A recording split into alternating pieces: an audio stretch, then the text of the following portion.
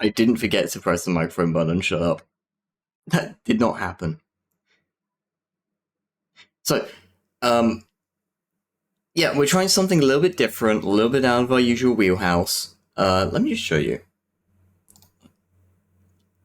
Alright, so, behold, the real world. Uh, I will, literally in the middle of saying can't hear me, yeah. It wouldn't be a Callan stream if there wasn't some scuff. Okay, so, here's what we've got going on. Behold, I have flesh. I am a fleshy being. You will not be seeing my face, unless something goes horribly wrong, in which case I will be deleting the VOD. This simply will never have happened. We will erase any record of any of this happening. If any of you say you were here and you saw it, I will deny it. I will deny it with full force. But anyway, what we're doing today, this is Behold. Let's get him back in the focus zone.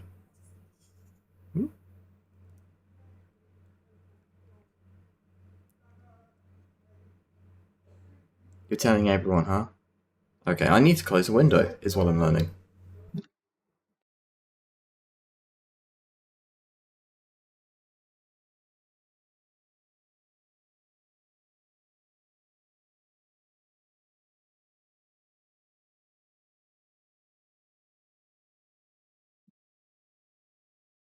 It's not even 9 o'clock. What are you doing, dude? Guys out there just like absolutely hammered, just singing. Did we win a sports thing or something? Did I miss something? No, anyway. What we're doing today is we're painting. We're painting a plastic dude man. This one's metal.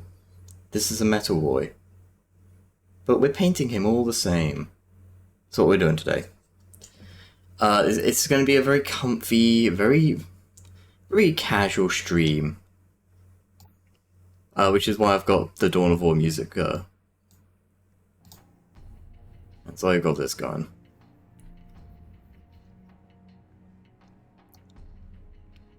I think it's mostly... I don't know, it should be okay. But yeah, if anyone's got any suggestions or recommendations for soundtracks to put on instead, you know, I'm happy to take requests. You can DJ this shit up a little bit.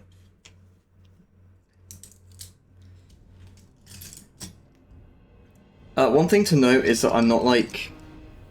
Oh, Jesus Christ, that was loud.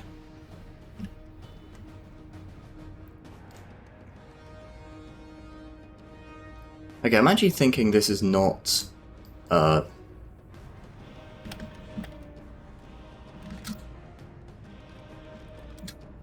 thinking this isn't...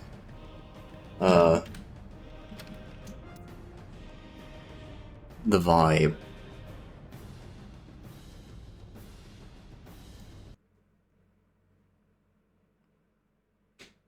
Okay.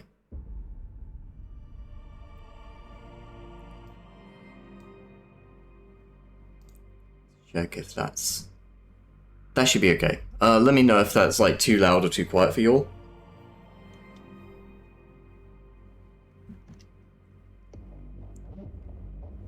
Nito Burrito. I'm not a painting expert. I've been painting for a while. I've been doing the hobby for a while, but I'm by no means am I like...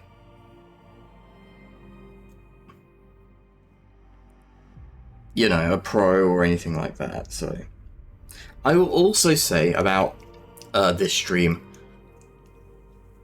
Tiny bit quiet? You got it. Let me fix that just a little bit. Is that better?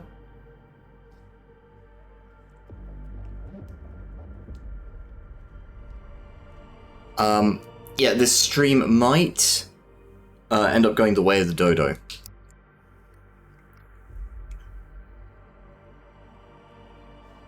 Simply because I don't trust the software that I'm using to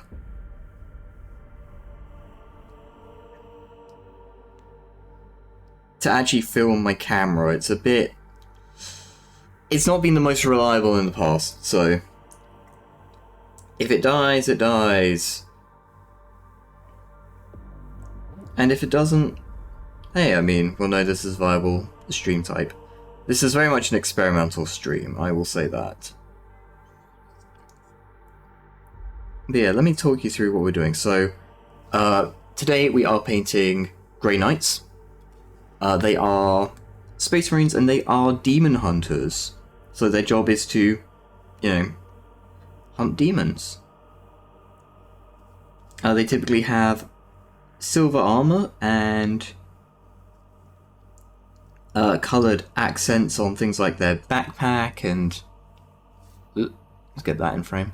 Their backpack here and like their shoulders and stuff, their shoulder pads. We're not doing anything that's like a massive departure. We are just going to be doing the standard kind of Grey Knight colour scheme. I did know a guy once who did them in a black and red colour scheme. It looked very good, but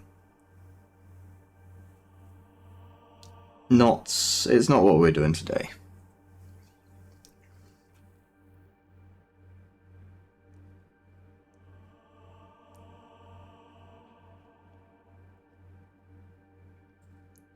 And a bit of background about the army, because, you know, why not? Yeah, I might as well talk to you about them while I'm painting them. In game terms, they came along fairly late.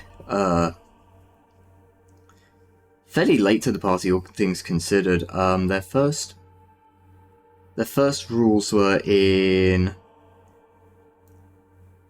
Now, okay, so I've got to talk a little bit about context. Warhammer 40k as a game, as a setting, has been through a lot of evolutions. The people playing it today play a game that is very different to the game that I was playing when I first learned this, when I was like growing up. I don't play the modern game, but what I will do is I'll meet up with my buddies every now and then, and we'll play some of the old rules.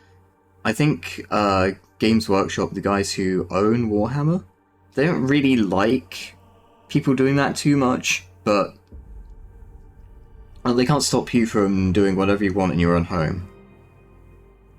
So, over the years I have amassed a collection of, like, the books from that era as well. So if there was an army that was around during that time, or someone wants to play that army but they didn't have, like, they weren't playing it at the time, and they know me, you know, I have the books so they can reference that, and that's fun, that's nice. But a bit of background about these guys. So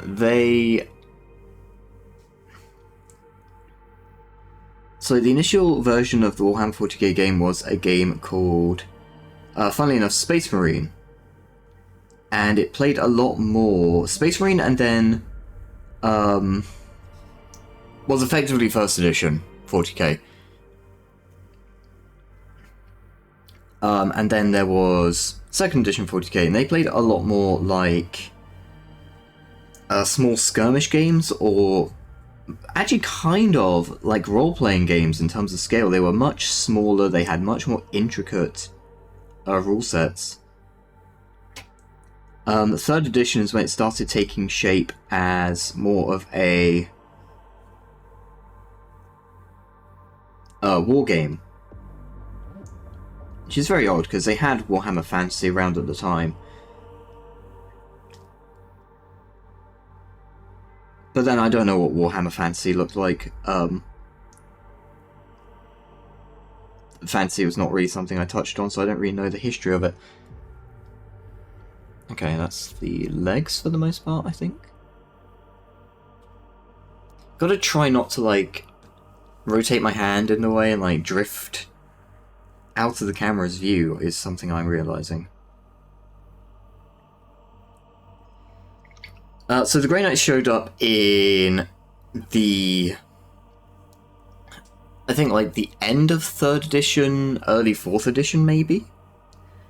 But they didn't have their own, what we call a codex, which is the rules for specific armies. So, like, the Space Marines have a codex, and the Imperial Guard have a codex.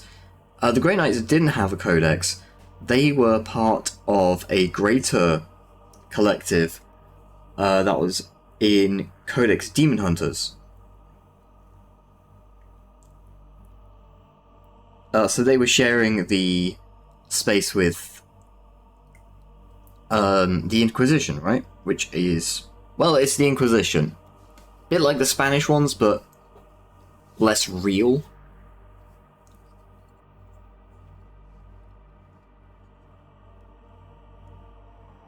They had rules where you could take them as...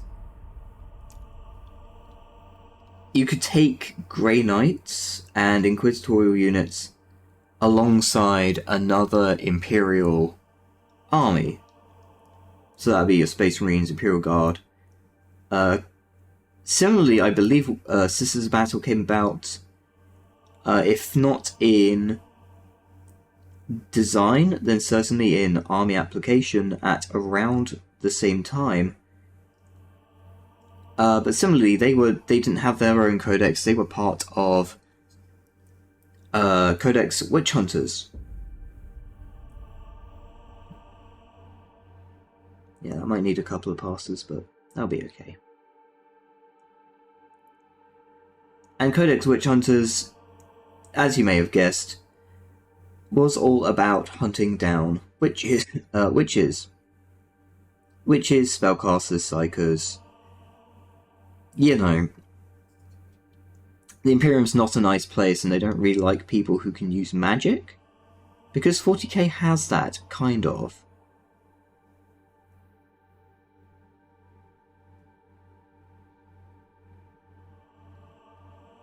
Let's see.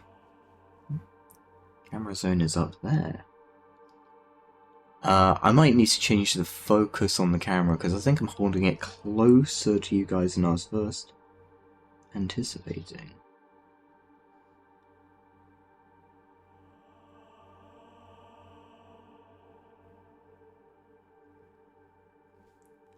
Okay, let me dive into the software.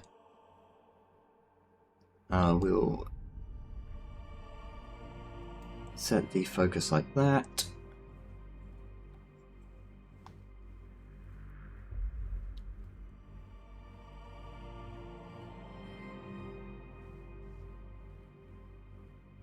Lean like this, which is not particularly conducive to anything good.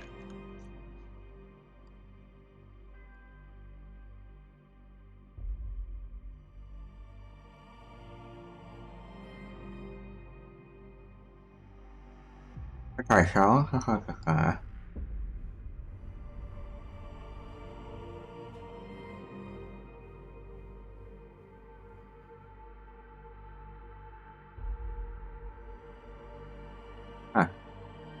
okay. What if I try doing it like this, like...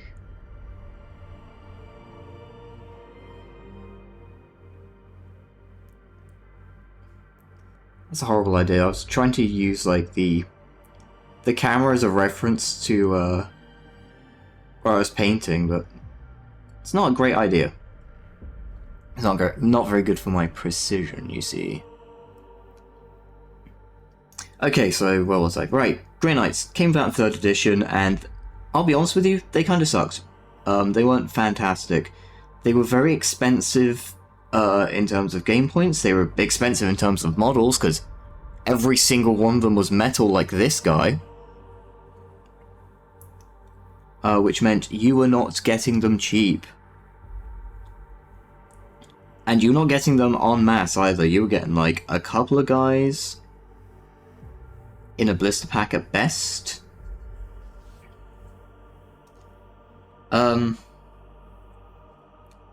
They weren't much better than the alternatives that you could take as well. They had a very niche application as well. They were only really good against one army in the game.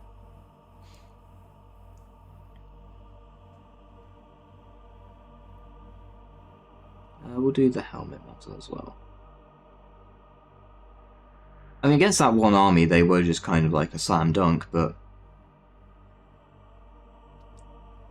they kind of just existed as like a side curiosity for a while. It's very interesting because Grey Knights came out and they were kind of like, oh, these guys are Space Marines, which are the most popular faction, like the face of the faction. They're Space Marines, but better. They do all this stuff. They're like a secret order of knights and stuff, and very cool. But if anybody learns about them outside of select few individuals, they have to be put to death because the knowledge of them is too important a secret, and they were the last chapter made by the Emperor himself, and yada yada yada. Which people didn't take too kindly, because it really read as, these are Space Marines but better, like someone's bad fanfiction.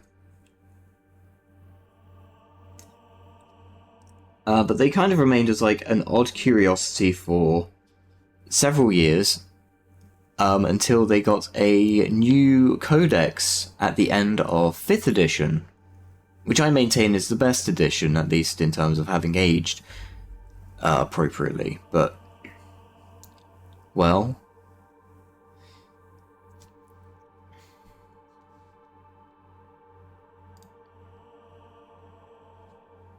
opinions differ.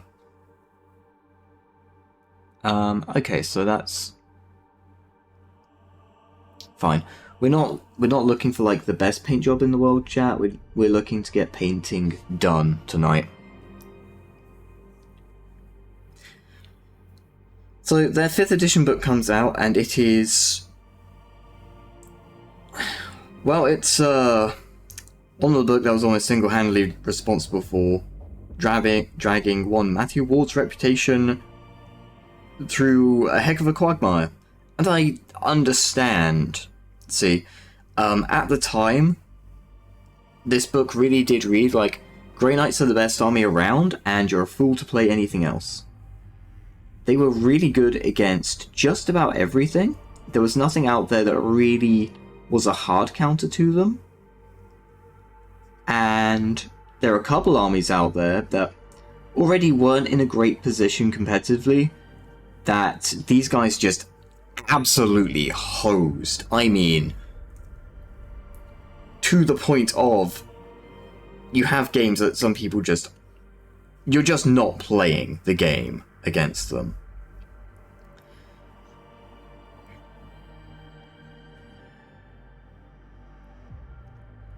On top of that, they got some wonderful, lovely new toys that the regular Space Marines didn't get by virtue of... You've got to remember, this is back when, at least for Games Workshop, you weren't really doing digital rules online, you weren't doing, like, frequent online updates and FAQs. You were just putting out, like, a printed book and going, yeah, that's good enough. And that was how the game was played. So, Grey Knights got toys that Space Marines, you know, the flagship fucking faction of the entire game, didn't get, despite also being Space Marines, simply because the Grey Knights Army book came after the Space Marines one.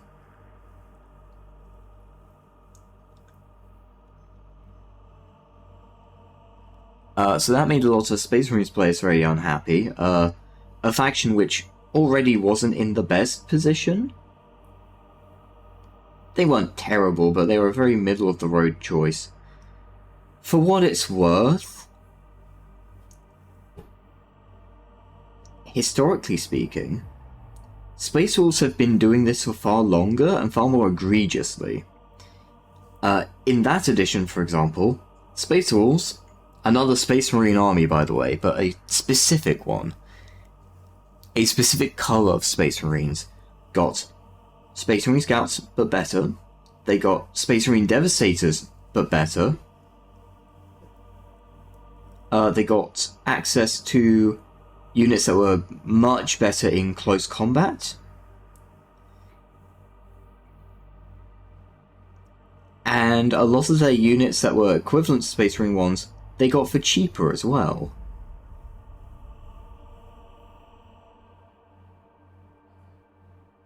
It's a bit awkward with Grey Knights because they do play fundamentally quite differently to normal Space Marines. They have access to certain tools that normal Space Marines didn't have. You play them in a different style, they're more melee focused than regular Space Marines. Space Wolves, not so much. Oh right, Space Wolves did have access to one specific ability, which, long story short, was just a roll the dice and roll arbitrarily high, or your guy just dies and there's nothing you can do to stop it. That did upset some people for a while, but I would just like to remind people, because I feel like the Grey Knight stigma has lasted a lot longer than the Grey Knight stigma, even though the Space Wolf stigma, even though Space Wolves actually kind of deserve it, if I'm honest. Okay, so TLDR. Their 5th edition book was really, really good. It was written by Matthew Ward, who had already written 2 codexes for that edition. He'd written the Space Marines one, and it was a fine codex balance-wise, but people didn't like some of the lore in it.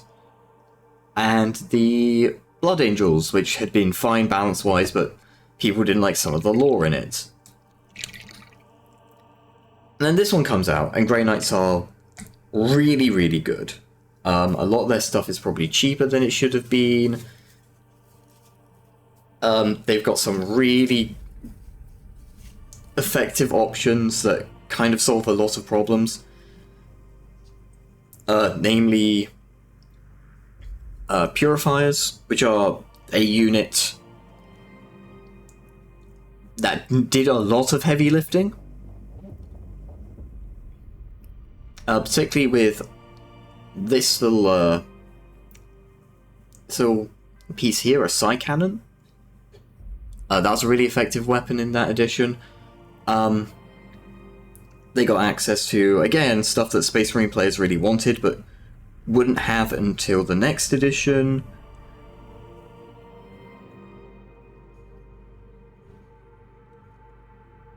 It had lore in that people didn't like, but I'm going to go ahead and actually defend Matt Ward here, and this would have got me shot in, 2011, when the army came out, 2011, 2012-ish.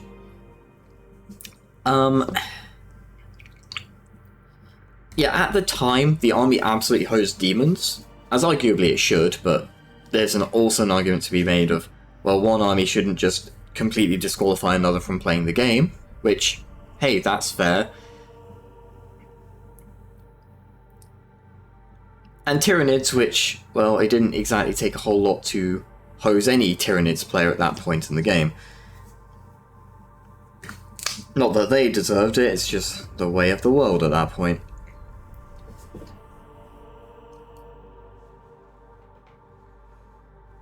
There we go.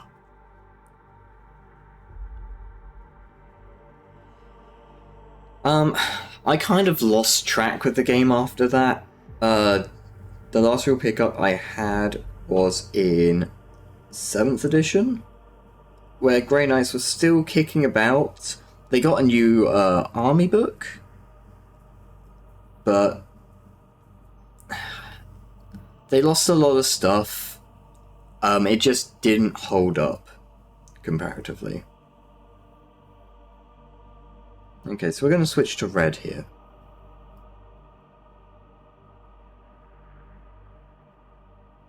Thin it out just a bit. Not too much, we're using this as a base coat. Just thin that off our brush a little bit.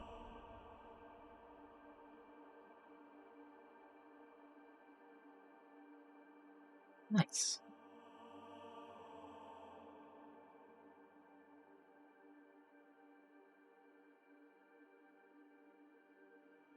So I think I want to do red trim. I think that's where we're at. Okay, why am I doing the red first is the real question.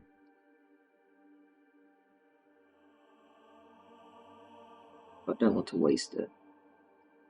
We'll just get this. I'm sorry if this is a really crappy angle for you all.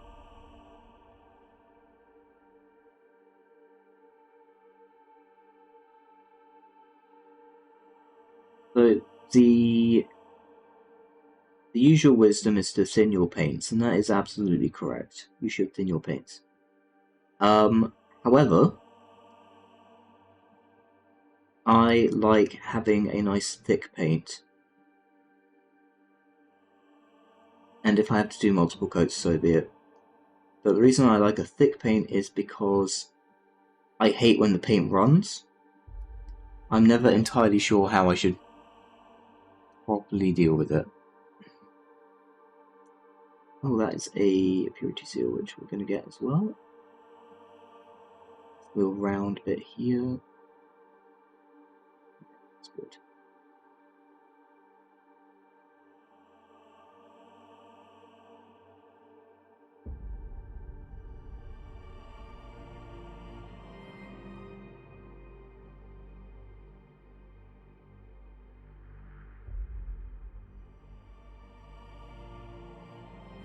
It probably makes sense to switch to a thinner brush, but hey, here we are. Again, I'm not here to do a great job, I'm here to get this done, I'm afraid. We want to hit those eyes as well at the back. On the book.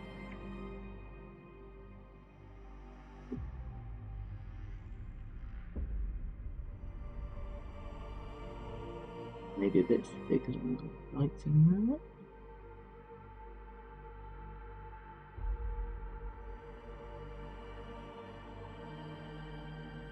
No, I like to have a bit of a grungy kind of look, kind of a dirty sort of look to my models.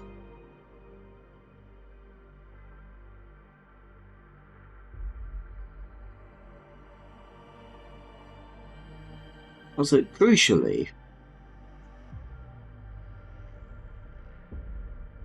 I'm not looking to, like, perfect my painting technique. I have a method that works for me, and it's good enough.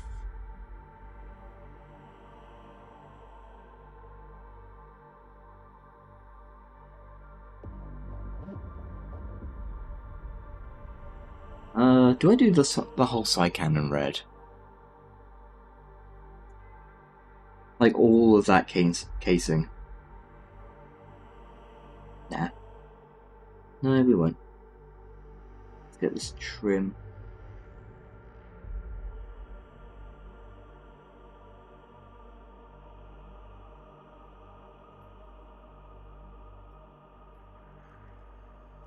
We'll probably just stick to the 3-step process, which is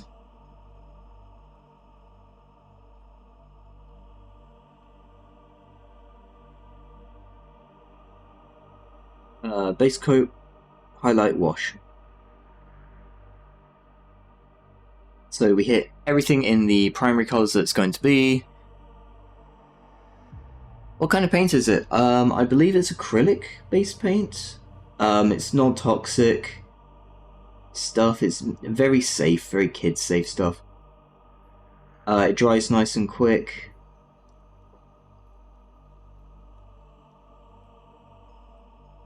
Yeah.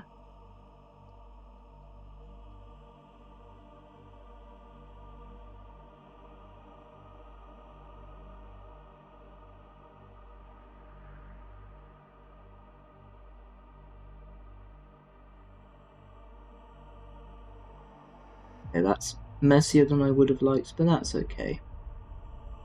The beautiful thing about all of this, of course, is that we can come back later on and clean up. You see how I've just kind of like smushed it all over the...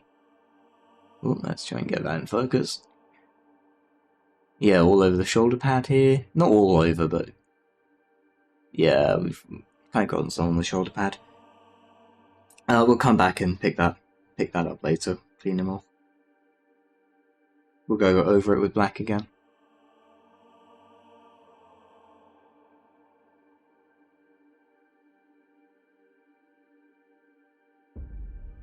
I need more paint.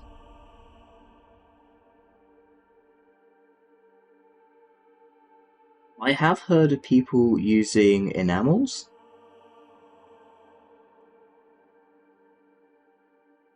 I've also heard it's a very bad idea to use enamels. More looks long time because yeah, it's kind of a balancing act. In an ideal world, I'd have like a cradle or something that I could put this guy in that always holds it steady at the same distance.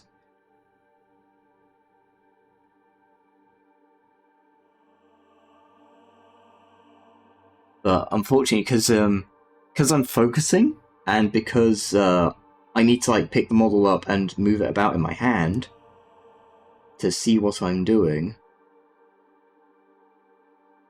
and doing something of a balancing act between getting it so you guys can see it in stream, and getting it so I can see what the hell I'm doing.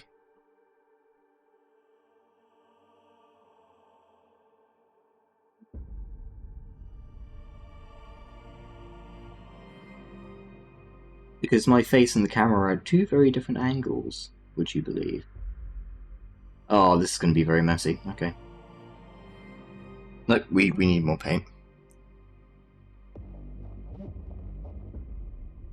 But yeah, enamel paints do two things. So they will make your model super glossy, which isn't always the effect you want. And they take ages to dry. I believe they take 24 hours to dry. Most enamel paints, which isn't particularly helpful when you're trying to paint a lot of small details.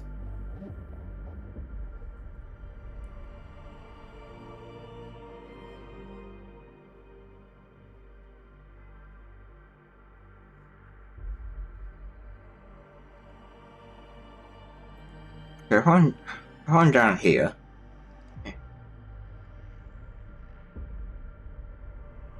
There you go. I'll try and keep low. I'll try and keep like down here.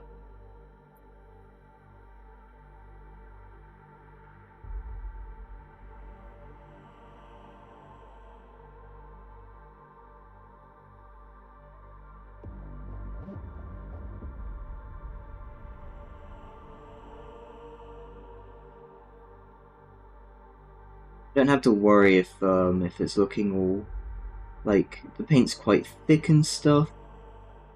That's not an issue. Obviously, we don't want it too thick.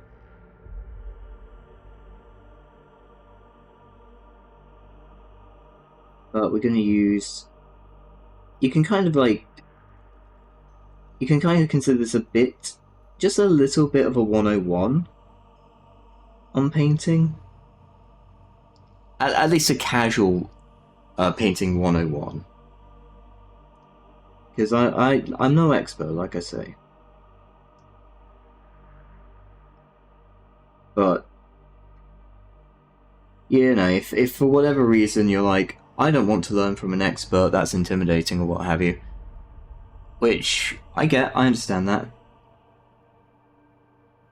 You're like, I want to learn from this guy because it's, yeah, he looks like he's closer to my skill level kind of thing. Or you're just new, and you don't want to get, like, overwhelmed. I get that. This is... I'm never too sure what to do with, like, bits like that. But it's under the model, no one's going to look down there, so it's fine. Again, we're not looking to enter any painting tournaments or anything, we're just getting him done. And that's really tough to see. He's in the shadows. He's in the shadows. What can I do about that? We can just not worry about it. It's fine. It is fine. We are focusing on details that don't need to be focused on there. We'll do this. We'll do this backpack as well. That needs to be silver. I've left those alone. Do these. Let me see.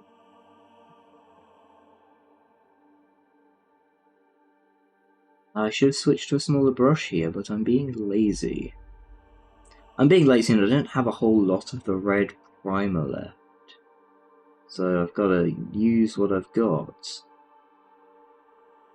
And that means not switching to a smaller brush just because I should.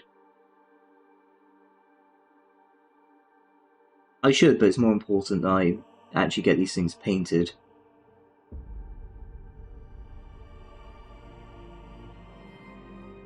I don't want to do that as well. That book needs to stay as he is for now. Pouches are fine.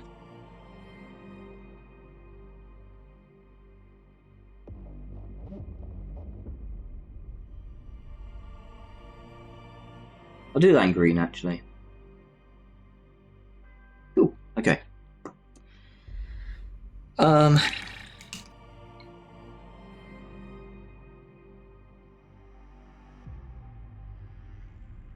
My brush. This is something you should do between every single thing is you clean your brush. Not every single thing, every single colour you want to clean your brush.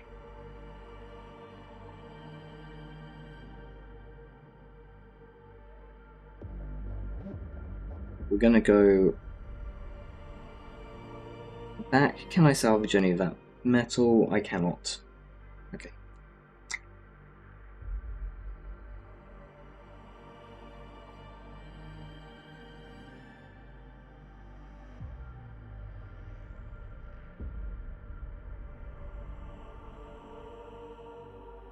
Ooh, that's a lot more than I needed. That's alright. Just remember, the best approach you can take to painting any of your own models is the Bob Ross approach. Everything's alright, everything's okay, nothing is the end of the world. You're just doing this to have fun.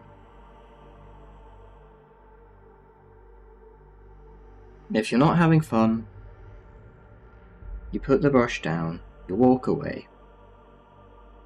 It's a bit too thin for my liking. I am impatient. That is my biggest sin as a painter. Is I will not wait for the model to dry. I will not wait for the layers to dry. I must paint it now. I must paint it now or else I will get bored. And boredom, my friends, boredom is a killer. Many a great project has died in the embers of boredom. So the reason we're doing this, chat, is twofold. The first is, I'm kind of tired. I didn't want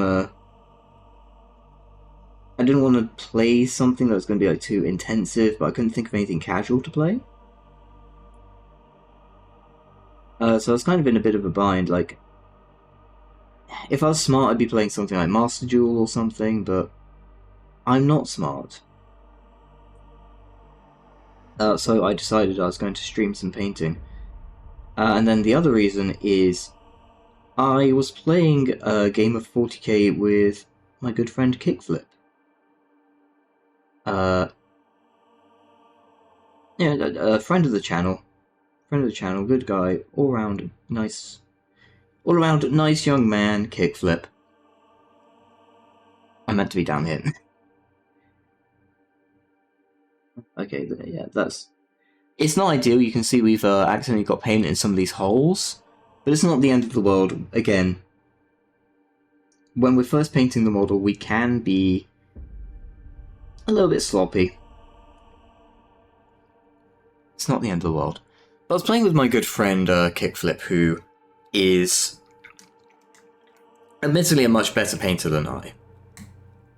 He actually has his stuff all painted, for one. But also his technical details better. I think he's better at painting flesh than I am. I absolutely hate painting flesh. I can never get it to look right. Everyone looks like they're always caked in foundation, or they are incredibly pasty. Like, there's no in between with me. I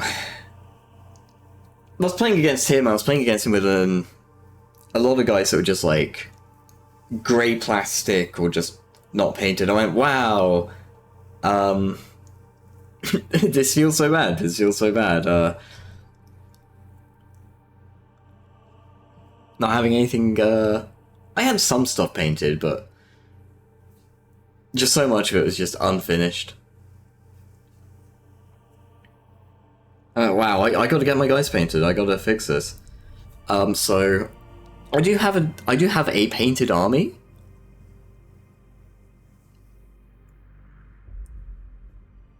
But it's not the army that I took last time, so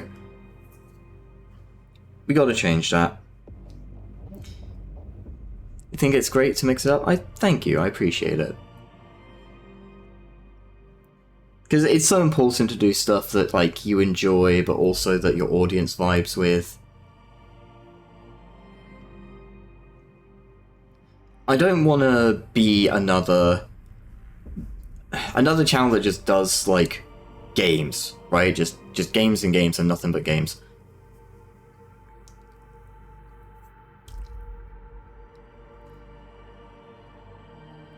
I mean, that's fine if that's the kind of channel or the kind of content that you subscribe to. That's, yeah, no, like, fair enough. That's not all that I want to do. I want to do more with the channel than that.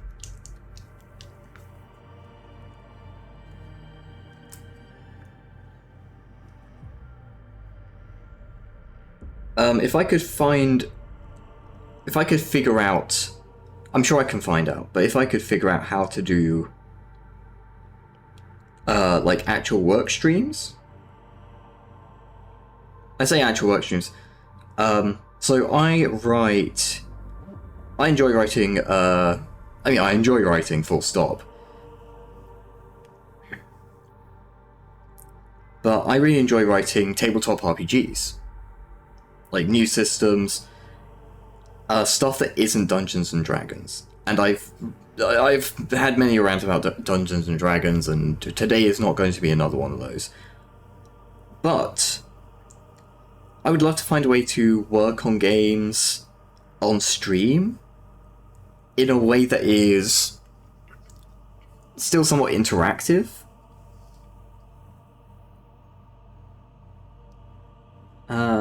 Okay, we'll just have to go in two slightly different directions with this. Is that blurry or is that... No, that's nice and crisp. Lovely.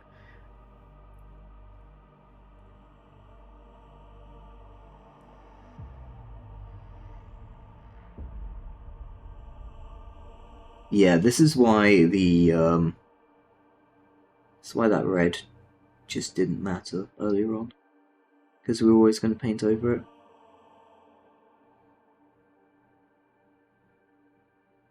I'm sorry if you guys can't see right now, but I need to have the model ever so slightly closer to me so I can see what I'm doing.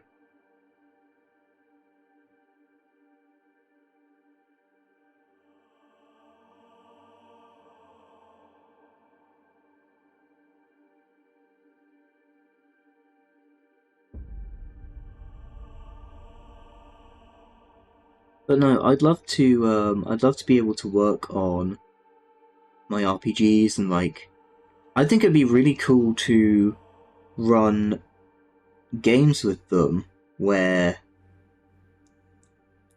you know, some lucky viewers or, you know, high-paying members of the Patreon or whatever, assuming that, you know, we actually got the Patreon. I keep meaning to set up Patreon, and I just keep forgetting about it as well.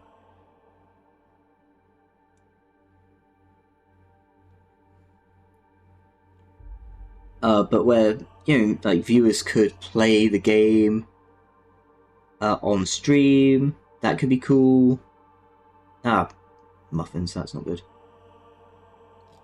Yeah, we just slightly got it on the shoulder pad. But again, Yeah, we just got it slightly on the trim. But again, not the end of the world.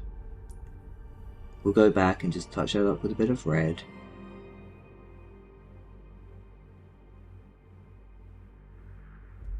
And we want to get this bit here. Lovely.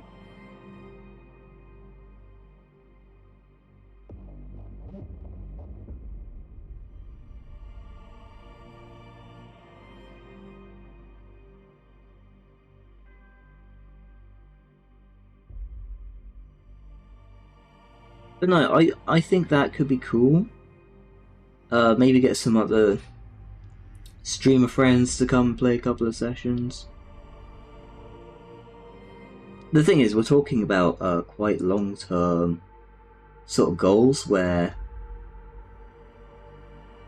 I'm big enough that having those kinds of people on my streams would actually be worth their time.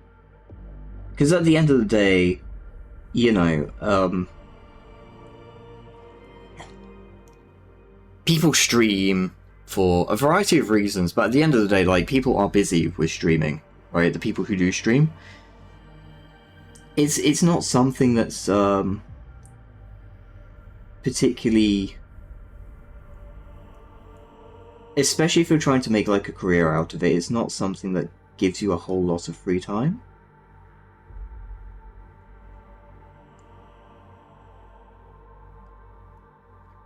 And you know, I'm sure that like streamers of any kind of like noted audience size probably have so many people who are like, oh hey, can you come and do this thing with me, or like, I want to hang out and be like weird and parasocial.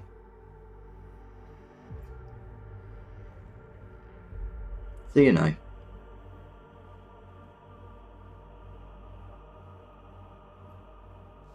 If I'm honest with you, chat room, that is something I'm a little afraid of. I've said it on the channel a few times. I would like to collaborate with other streamers. I have certain streamers in mind that I'd like to collaborate with, for sure. I think anybody who does this probably has a similar style of list in their head, right? Of people who've like inspired them, people who they want to do stuff with.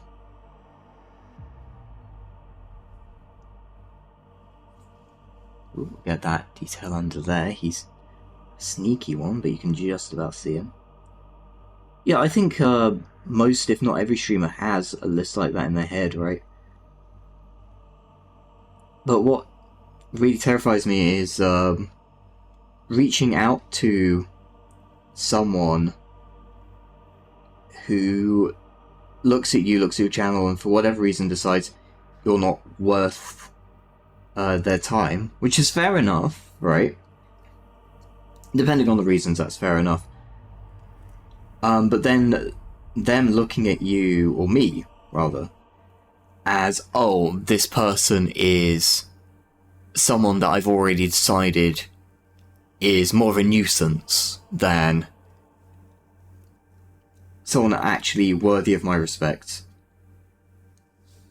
Which is a really quite a mean way of putting it, but I think, you know, as a worst case scenario, I think that could happen.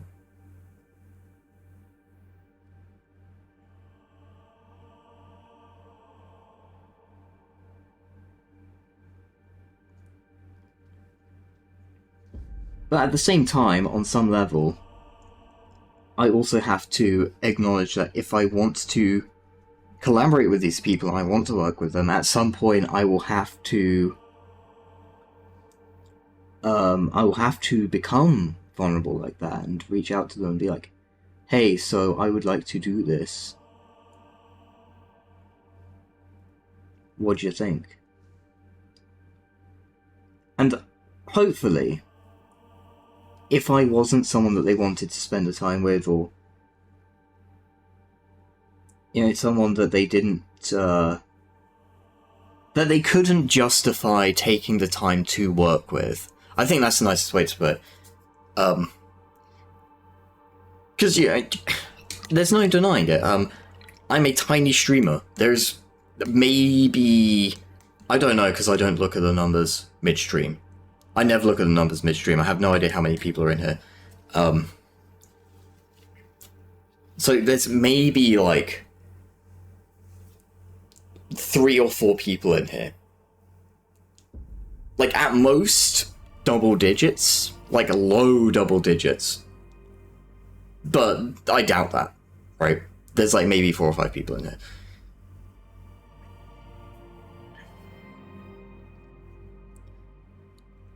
The streamers I'm talking about frequently have like, 50 or 100 odd viewers.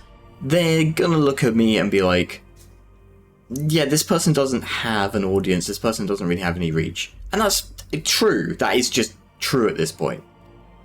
I wouldn't begrudge them thinking that, but I wouldn't reach out to them, like, now and be like, hey, I want to do this. Hey, come on my Twitch channel and, play one of my custom role-playing games.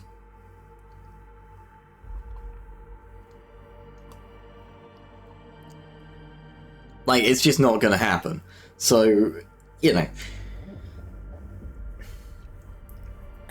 that's fine, but what I would never want to happen is for them to be like, especially if I kept asking, I think it would only really happen, or be likely to happen if I kept asking, is for them to be like, oh, here's Callan again, I bet they're asking me to come on their channel. I just don't want to. Right? Like, I understand it. It's just the way of it. It is just the way that these, for a lot of people, Twitch is a business.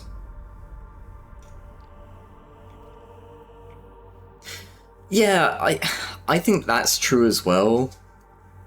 I think that's true as well, Gabe.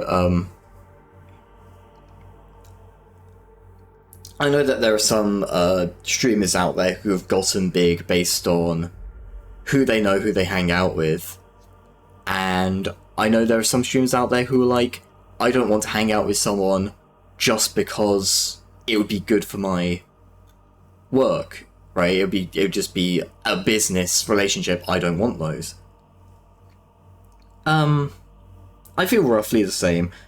I would like to think that if I was doing a collab stream with someone, it's because they wanted to collaborate with me based on they think it would be an enjoyable experience for them and their audience. And not just because they'd be like, oh, it's a chance to grow my channel, it's a chance for, like, personal promotion.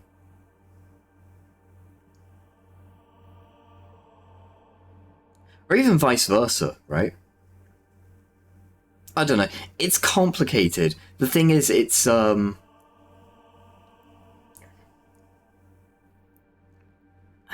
don't have a single straight answer for you in terms of, like, what I want. Like, I'd like it to be, like, fun casual relationships.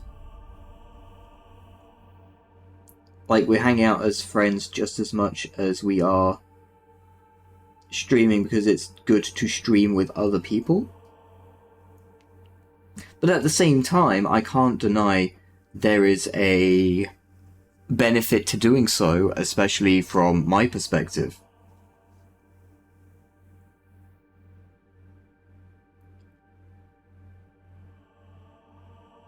I don't know, it's tough. It's a tough one. I think it's also, honestly speaking, it's something that doesn't super matter.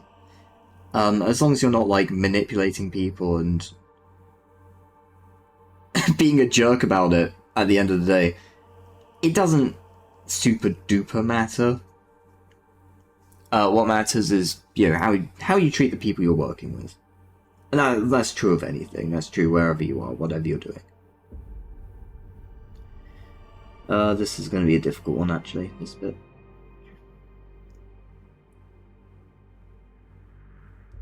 I don't love that.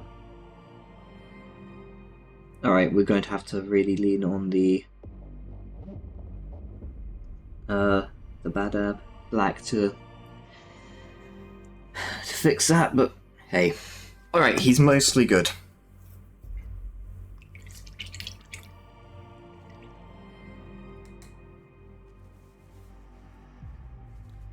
Now, if you're a purist, or if you're particularly persnickety about things, you might look at this here water and go, this is dirty water, I need to clean it. That's probably true if you're working with like whites or very bright kind of colors. It's not something we're really concerned with. We're not going to be overly perfect about this. We're just trying to get this guy finished. So he's like a third of the way there, I'd say. We got some details to pick out. If we... real quick. Alright. Yeah, we've got some details to pick out. We've got like these cables down here. Some stuff that we want to do on... You kind of can't see it because shadows are in the way. This book here. I should probably grab that skull there. That skull there. Lots of skulls. I hope if you pick up Warhammer, I hope you're not afraid of skulls, because there's a lot of them. They're everywhere.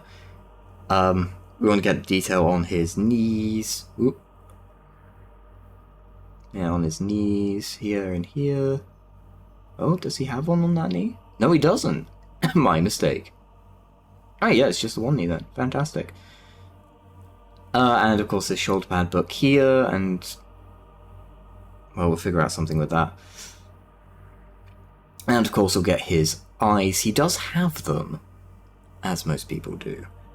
There might be some detail up on his neckline as well that we need to get. Okay, so we are going to want... I'm going to want gold. If I can find my gold, that would be very nice.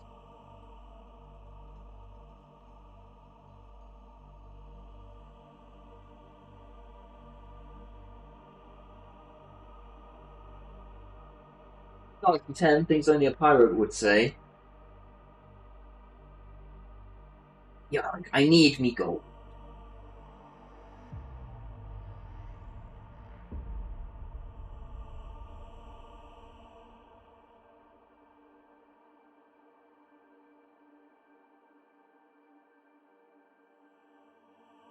The other problem that I have with the whole collaboration thing is that I don't really have any other small streamer friends. Oh, that gold is absolutely fucked. Hold on, let me make a short small bit here. The other problem for collabing with me is that I don't have any other small streamer friends. I'd like some. I'd like to know other streamers and be friends with them. I just suck at making friends. And I suck at keeping in contact with people. So, yeah, what happens is... oh god, I'm coughing all the way through that. Alright, forget it. Forget it. The shorts is over. Shorts is dead. The shorts is gone. That's probably not a good short to put up as well, because I think what would happen is I get a load of people reaching out being like, oh, this is a small streamer, or, you know, people being like, I'm a small streamer, I'll be your friend, and it's all transactional. Like, lots of people being like, oh yeah, this is someone that I can collaborate with, and then I'll take their audience and I'll grow, and yeah, or you know, even if not like that, then not something as actively malicious as I will steal their audience. But I think there'd be a level of oh, I'm doing it as a business transaction rather than, yeah, I'd like to hang out with this person. This is the thing, all the people that I want to collab with, in case I've not said it, are people that I think it would be fun to hang out with just generally. It just so happens that they're also a lot bigger than me, because of course they are. I'm relatively new to all this. You know? It is what it is. I'm not gonna be like, oh, that makes me a bad person, because it doesn't. Like, of course, I think every single streamer has a list of people they'd like to collab with, whether it's for business reasons or because they think they'd be cool to hang out with. I feel like I am going in circles. Gold. Gold is the color I'm looking for. Now I should have some in here, but I don't know if this gold's any good.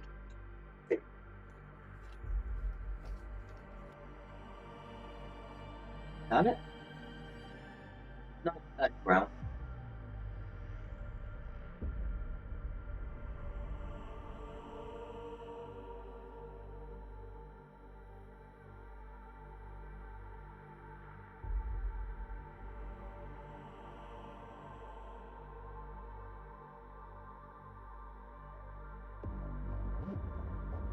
Gold. It's the wrong kind of gold. God damn it. They found it and I was immediately like, yeah, no, that's not good. Okay, we might have to deviate. We might have to deviate from the strategy a little bit. Do we have any bronze? Bronze. I don't want bronze, actually.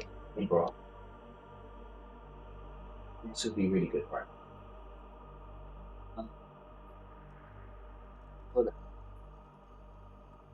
Actually, draw bronze, maybe. I think Screaming Bell is like bronze. That's not what we're looking for. Question 1, are you still alive? No.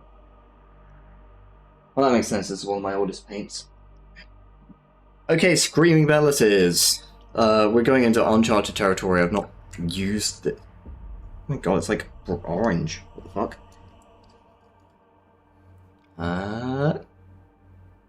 Where is he? Dinky brush. Woo!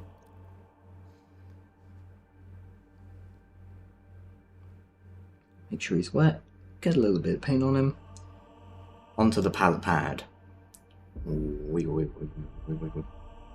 Look at that! It's like orange. Oh, this is gonna look real weird. Well, we'll try it.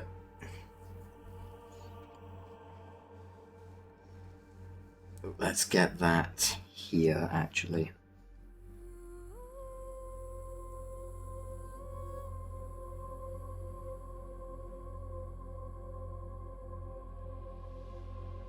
I'm really hoping that this music isn't like DMCA. If it is, we just stop Shit Creek without a paddle. Which is a bit of a shame, but... I'm not seeing my paints here because we're doing detail work. And so here's something else. I have dyspraxia. And part of how that affects me is that it makes my hand-eye coordination a lot weaker.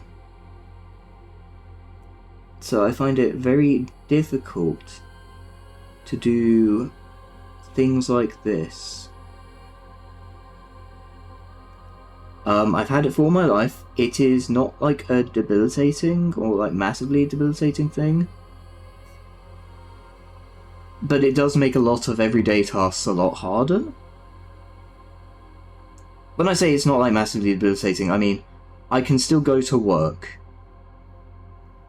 And I can do most jobs. There are certain jobs that I can't do simply because they require a level of proficiency at speed that I can't really accomplish. I don't know how I feel about that.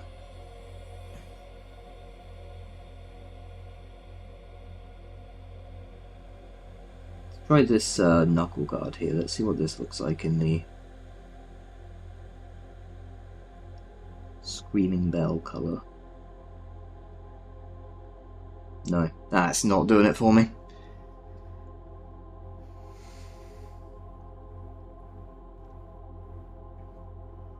It's too orange, it looks like rust. Yeah, it looks like rust. This is like this would be really good for Chaos Space Marines.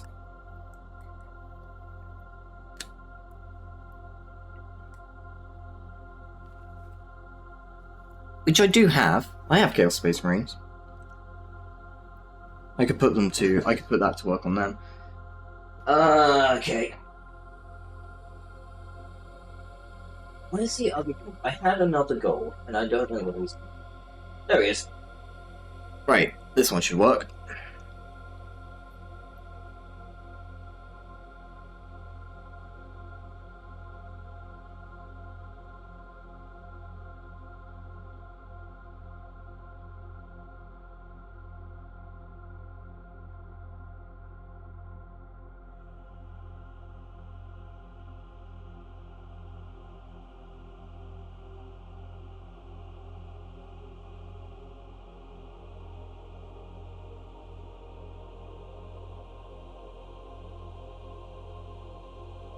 I don't know. The thing with the small streamers thing as well, just to circle back to that, is there are people that I could reach out to, but at that point, I feel like I'd be making friends with them as a business choice, not as a hey, I want to hang out with you thing. Not because I like them based on who they are. And that's the kind of relationship that I don't want. I'm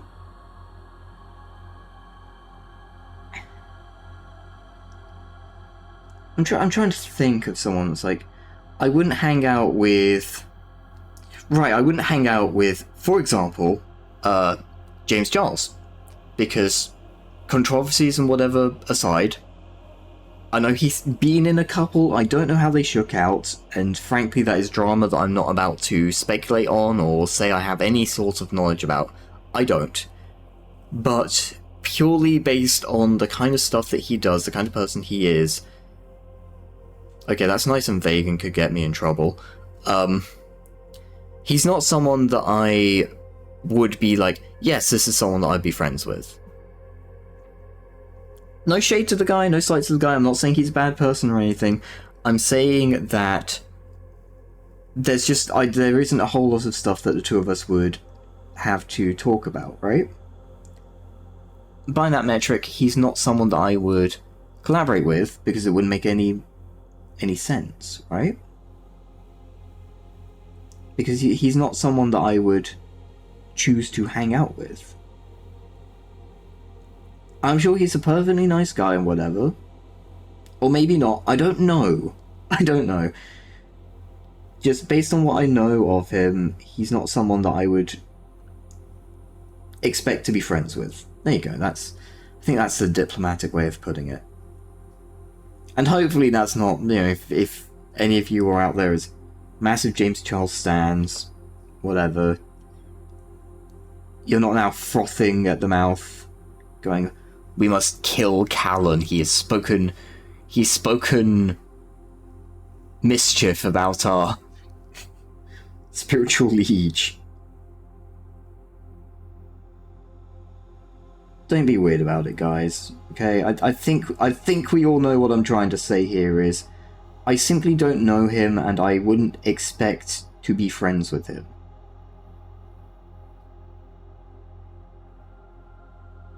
No moral judgments.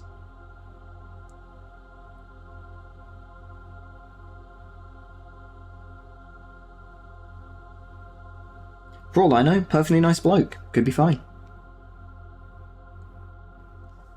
At the same time, for all I know, could be complete evil. He could be a terrible person. I don't know is what I'm saying. I'm gonna shut up. I'm gonna shut up because stop digging this hole. Instead, I'm going to dig this hole of painting the eyes.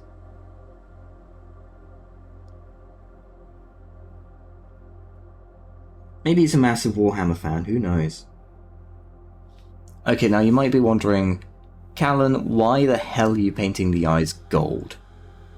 It's because this guy is actually super special. He's the specialist Grey Knight who is born with golden eyes.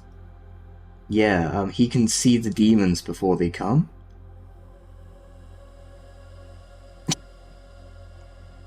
What am I talking about? God damn. Makes sense to you. Yeah, it's so difficult because, like, you want to talk about these things, but also you've got to be so careful, of people, like, clipping things out of context and... Yeah, again, just for final clarity's sake, if there are any James Charles fans in the audience, I have no opinion about the guy. That's what I'm trying to say. Absolutely no opinion whatsoever.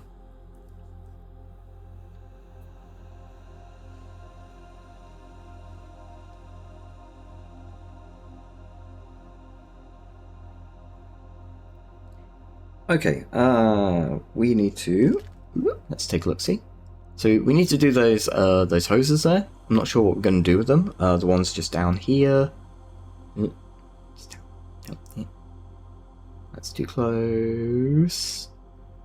There we go. Right, so those hoses just down there. Of course we need to tidy up the face now. That's fine. We want to tidy up this shin, knee, whatever. I kind of want to do something with the book. The book feels flat.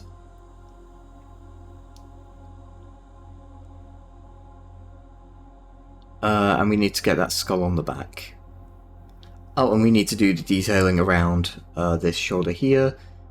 We'll take a look at the front of the side cannon as well. And we're going to do something cool with that little gold spot there. That little gold spot there. And the eyes as well. So, I now need to dig out something very specific. There it is. No, it's not. I thought I had it immediately. I thought I had the thing. But I did not. Is this it? Look. Or is it actually? No, that's capital. I'm done. Yeah, and there we go. Okay, this... Let me show you that right way up. This is Waystone Green. It is a gemstone paint, which are a specific kind of technical paint made by Games Workshop, and what they do is they make things look like gemstones. Now, I do gotta pull away from the camera for a second. So while I apply this...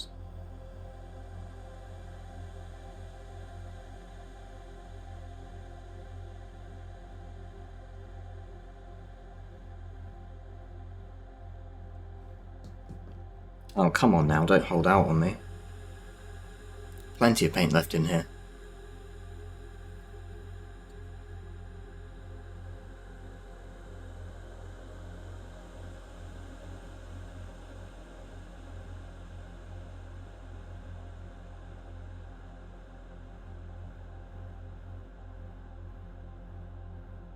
This might need a couple of passes. To do one up here as well. Don't worry, chat. I'll be back with you in just a moment.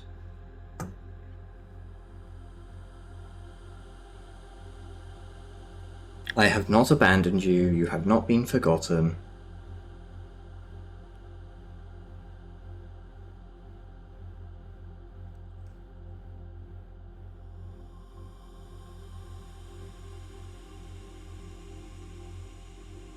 Get right in.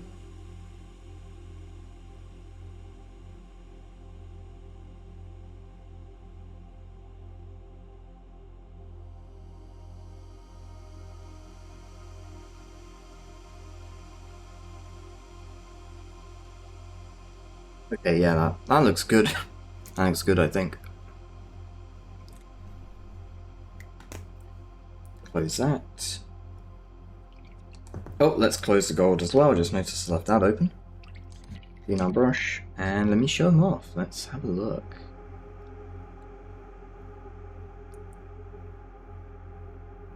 So it's a little bit messy, but the eyes, you'll notice, are now green. I kind of like the gold,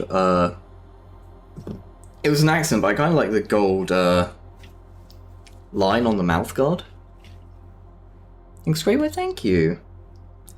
He's getting there. He's getting there. He does need cleaning up, for sure.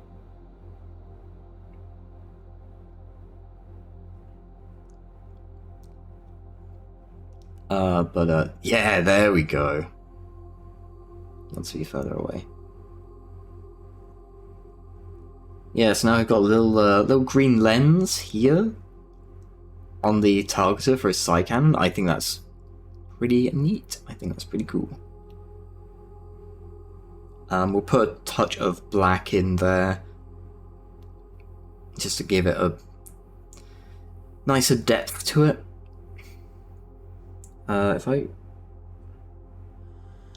Do I need to do... Ah, yeah, that's more detail I need to catch. Okay. Ooh. I almost missed something. I almost missed something with the gold. Let's just go back in. Is this the right brush? It is.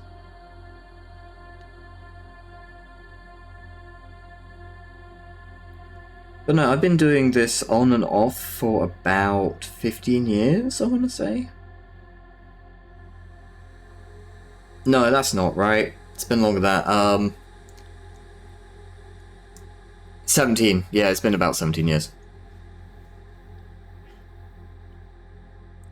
Which seems like petty arbitration, but...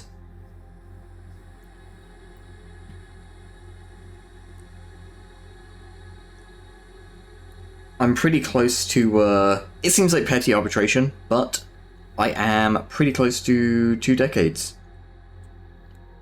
So...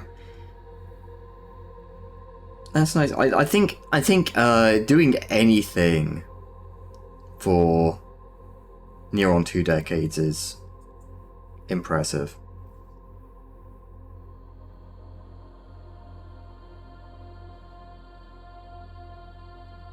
I've been on and off with it, but I've never completely stopped. I've never completely removed myself from doing all this. Like, it's always been something I've been at least tangentially keeping an eye on.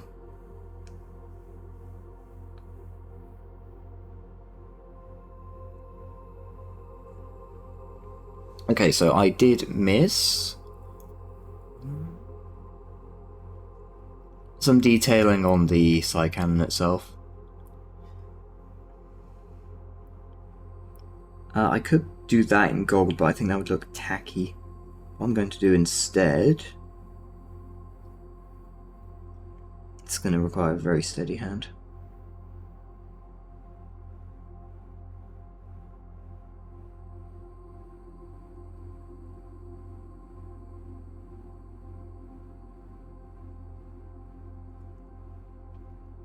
Sorry again, chat. I will be back with you in just a minute. Just a minute.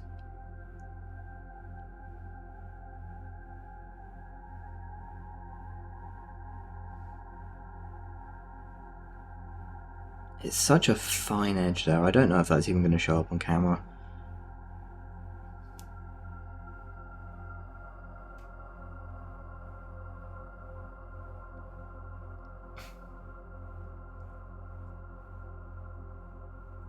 That one should be fine.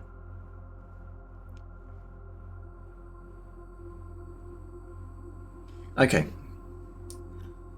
So I've lined the edges of the book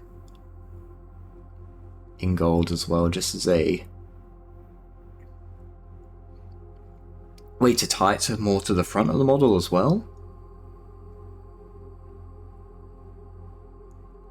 And that's actually got a bit of that hose there, but I don't think we'll keep that. I think we'll replace that with something else.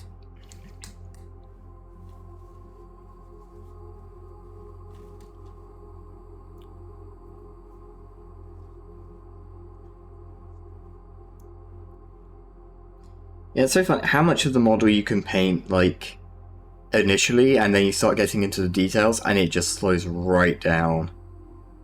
Like, to a crawl.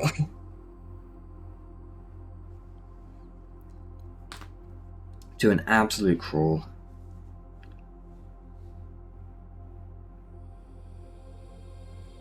Actually want gold for that as well. Yeah, so I favor thicker paints.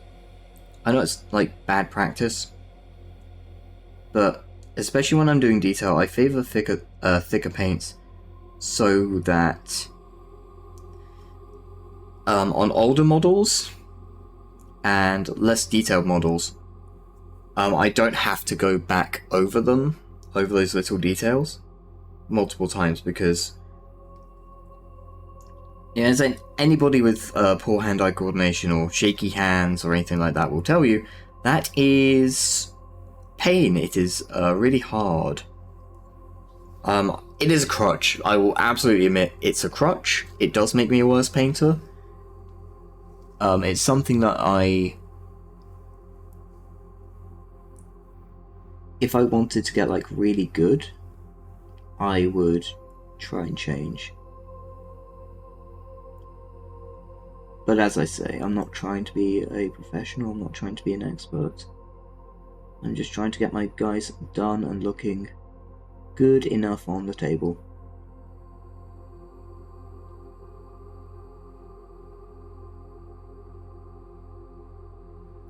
I've actually got a fair few of my models on display in my house.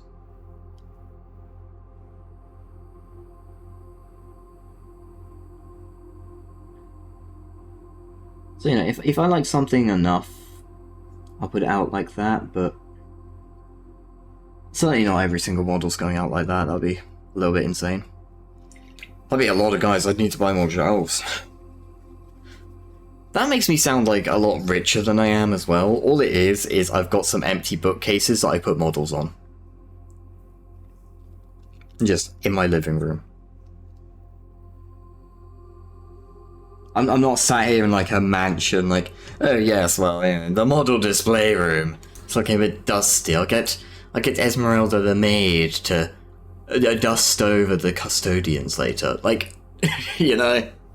No, we're not looking like that. No.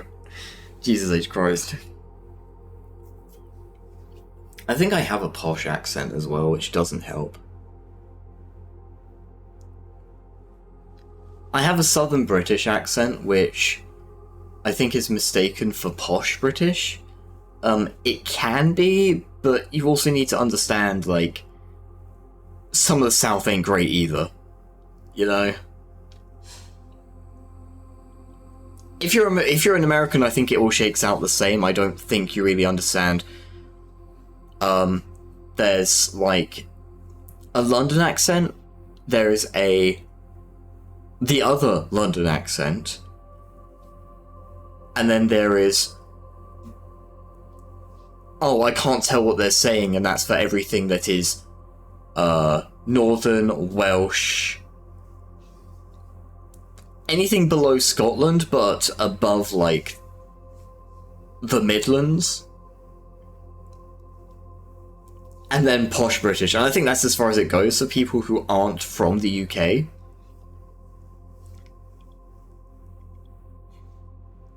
You got made fun of for your accent working tannoys. That's rough. That's rough. I remember getting shouted at over the tannoys when I was working that kind of retail. Not like shouted at, but like, hey, Callan, answer the phone. Because we need to actually talk to you, kind of shouting, right?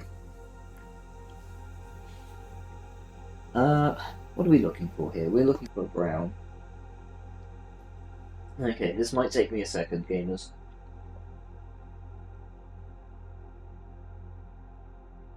Ah, that's purple. I've been had. I've been deceived.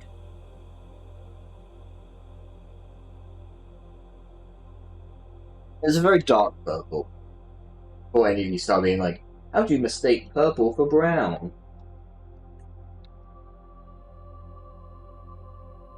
You look here, you listen here.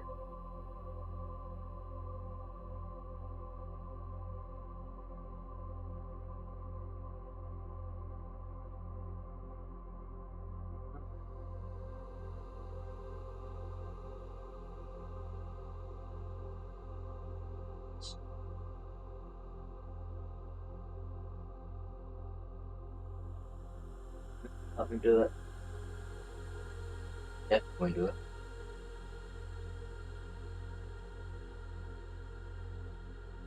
Oh, I know what I can use. It's in this one. Oh.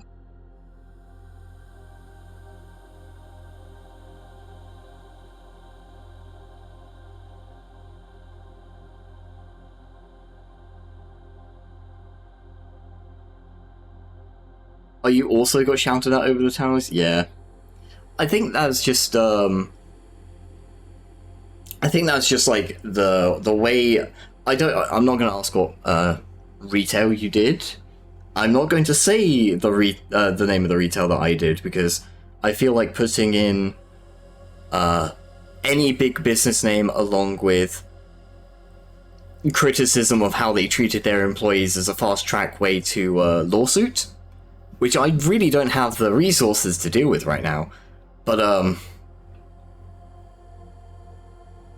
I'll say it's a no. I won't go into any sort of specifics, but I feel like that's just kind of the culture to be like, oh yeah, so management will just like summon you over the Tannoy system. Like they will just, like the word of God himself from on high, they will just be like, hey, this person, pick up line 2, please. Which isn't really like mismanagement or anything, but like,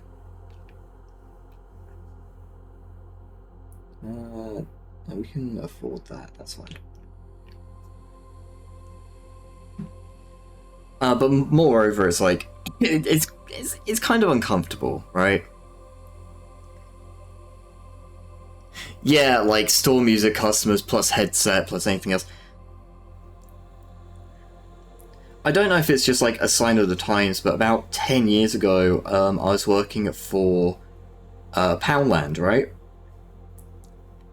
Which, for those not in the know, it's a British retail store where everything used to be a pound, very similar to like the American dollar stores. But I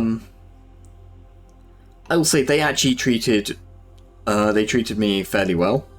Like the pay wasn't incredible, but it was better than you might expect. But no, funny enough, their management was actually quite nice. I guess it depends on location as well, like specific managers and stuff. I've worked for places that you would think are garbage to work for, and they've actually been, like, fine, if not actually quite nice to work for. I've worked for places that you would think that have a really good reputation, that have been not fun to work for. Just haven't been good people to work for at all.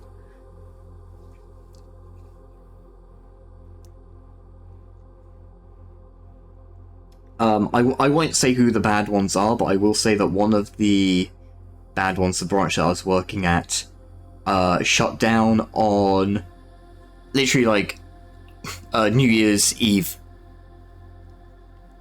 Like literally New Year's Eve, as everyone was about to like go home. They were like, "Oh, by the way, don't come back in because this branch isn't reopening in the new year." Okay, bye. And like that was it, just all those people in that place lost their jobs just immediately. And this is a big company as well. Again, I'm not saying who. I'm not saying who.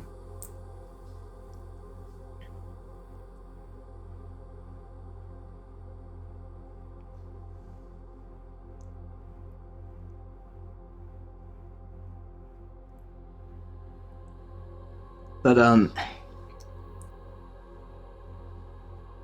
they were not a great company to work for. If I didn't think there was a chance that he might actually try. Oh, excuse me.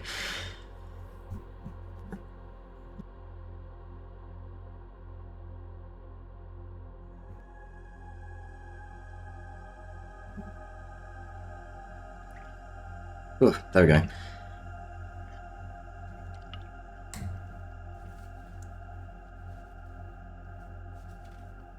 But yeah, if I didn't think there was a chance that they might actually sue me if I said who they were, I would tell you, but I don't think it would be impossible.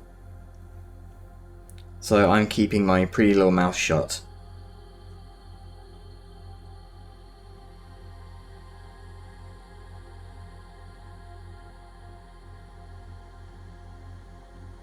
Okay, I'm just checking the model over. Let's do a little bit of cleanup. We'll do some cleanup. I think there's going to have to be a little bit of...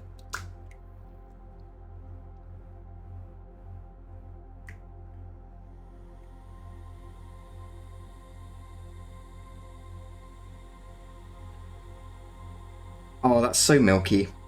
Oh, that's like super milky. I don't like that at all.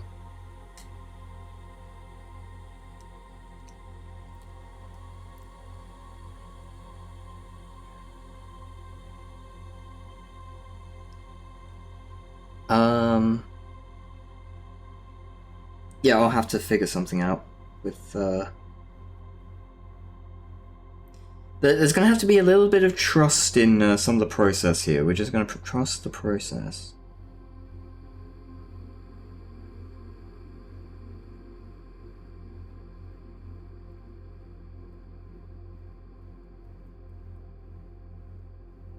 It's funny though, there are people that I used to do this, this hobby with that I've not spoken to in ages, that I've not been able to, like, contact.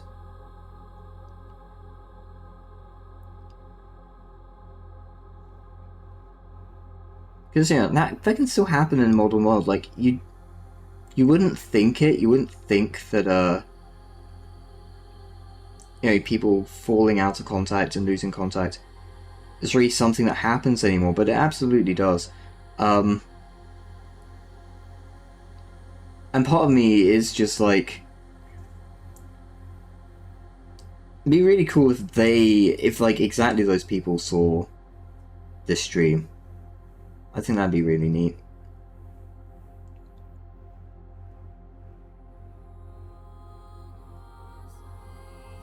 So, you know, Paul Tyron, if you're out there, you know, drop me a comment, send me a PM, it'll be cool to hear from you. The odds of it, incredibly slim. Like, near zero. But you know, if anybody... I think he might be in Germany now, but if anybody knows Paul, who used to manage Games Workshop in Winchester, send him this way. And I won't say any more than that because I don't want to dox myself.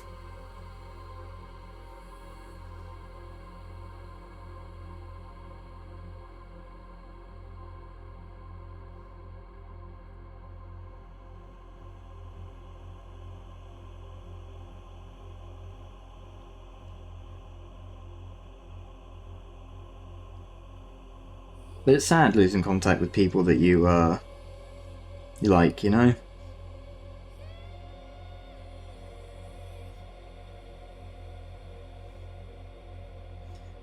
But at the same time, I think you just kind of have to be like, well, you just have to be happy that you had the experience with them. Don't be sad that it's over. Be happy that it happened at all.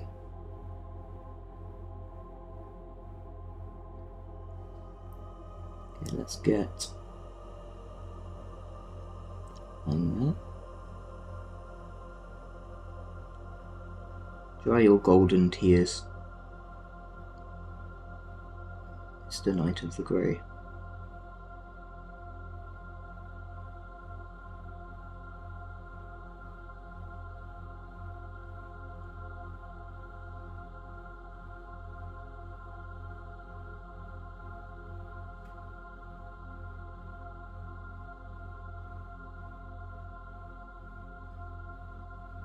You know, the funny thing is, I think if somebody did happen to know the guy I'm talking about and sent him my way, I'm sure he'd tell me to thin my bloody paints.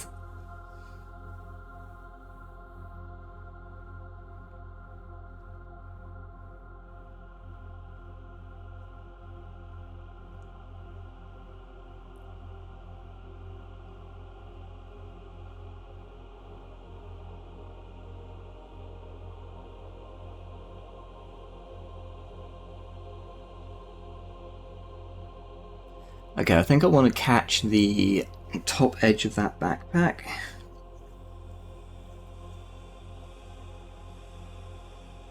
This bit up here. I see. Yeah, it's not centered, but you guys can see where I'm going.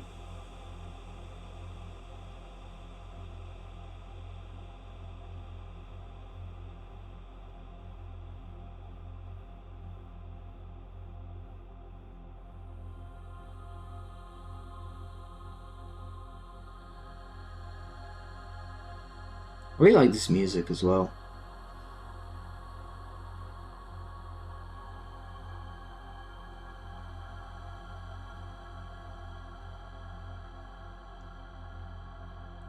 It's very calm, but it's kind of haunting.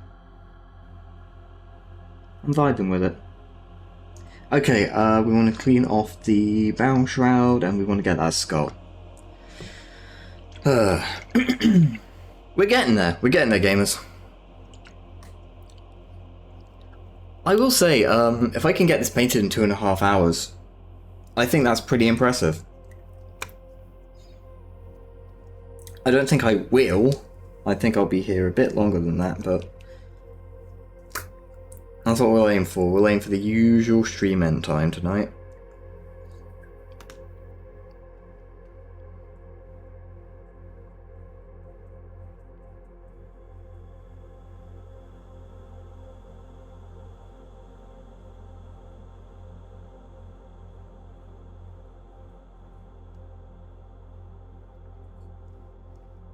We must paint the skull. Nice and easy. And a dry brush.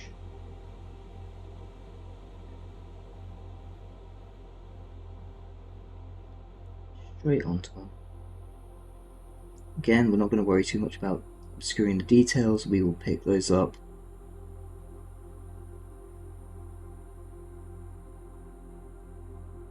later on. It would have been ideal if we didn't get all in the details, but it's not the end of the world that we have.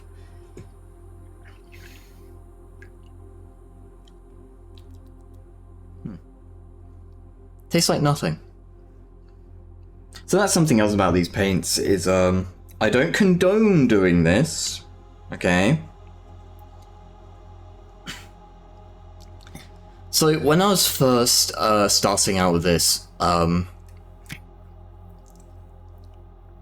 of the guys who was showing me the ropes and stuff was a science teacher of mine, and he decided it'd be real fucking funny one day to demonstrate that the paints are non-toxic by popping open a bottle and drinking it like a shot. Just shotgunned that bitch. He can't have felt good afterwards. But he's like, no, it's not toxic. Check this out. Whoop.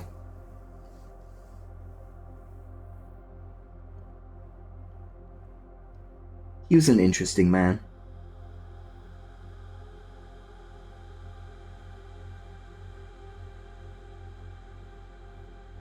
He was a real interesting man. He was a science teacher, but also he didn't believe in climate change.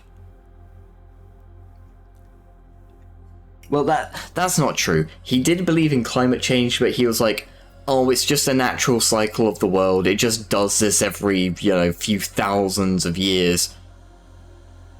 We're technically in the middle of, like, another ice age. Which, I don't know. I don't know about that one.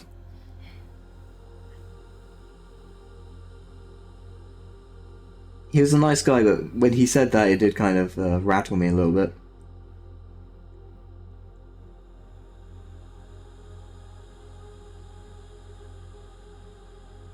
Ah, that's not great. Yeah, I've hit the detailing there. Okay. This is what I mean about not really liking going over bits again. Is now I have to be super duper careful about getting exactly what I'm aiming for and nothing else.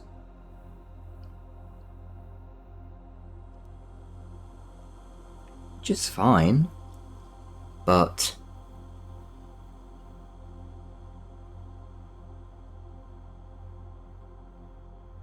I'm gonna just take a little bit of that off.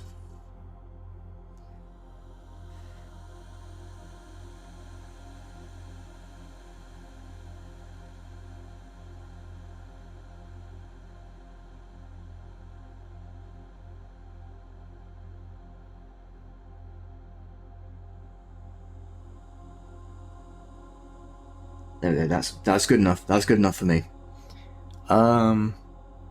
Yeah, I don't love that big gold line, but whatever. We're not here to win competitions. We're here to get this guy done. Callan, you keep saying that. Yes, I do keep saying it. That little line there, I kind of want to do it red, but I think, actually, I know exactly what colour to do it. I just need to find that colour I threw it back in the pot. That is... hold on forest. Here we go. Yeah.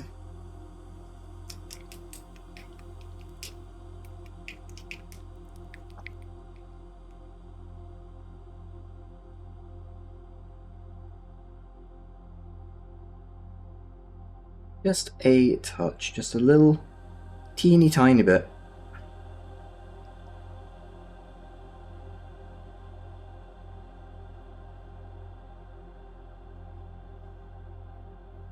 A dab of water in there as well. So what you're meant to do in terms of thinning your paints is 2 parts paint to 1 part water. That gives you a thick enough paint to work with, while also being... you're saving paint, basically, is the idea.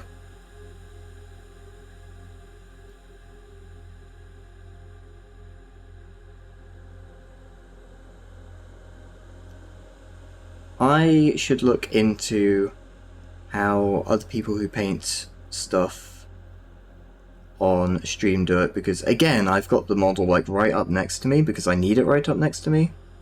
But that means you guys can't see what I'm doing. Not ideal. Not ideal.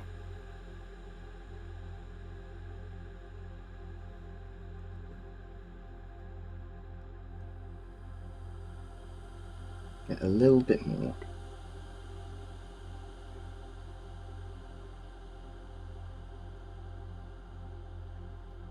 That is arguably too much. That's fine. I'd rather have too much for this than not enough. That wasn't meant to happen. Just dab that off.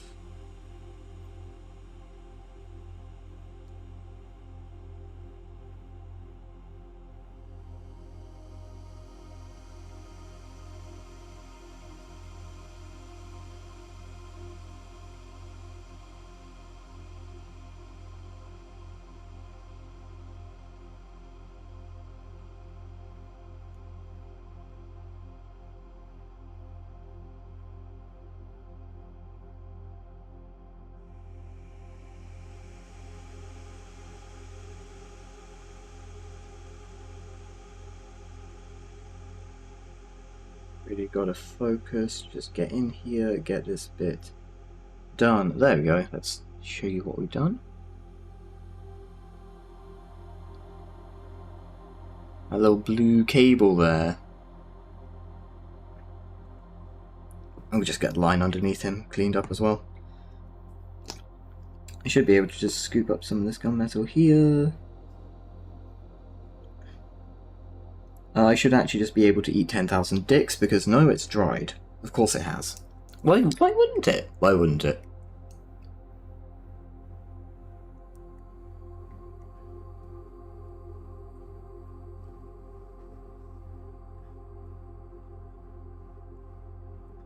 Take off the worst of it.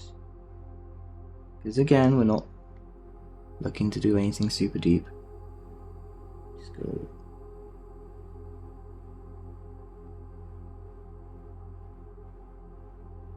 There we go. That's all nicely cleaned up, I think.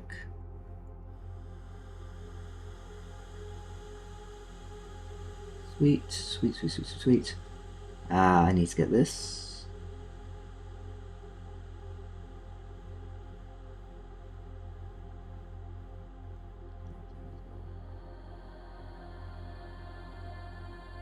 You're working with such fine detail. Ah, I said I'd get that and I didn't. Do you remember, chat? Do you remember I said I'd get that little notch at the bottom there? Although, admittedly, I don't think it's too bad there. I think he might be worth keeping.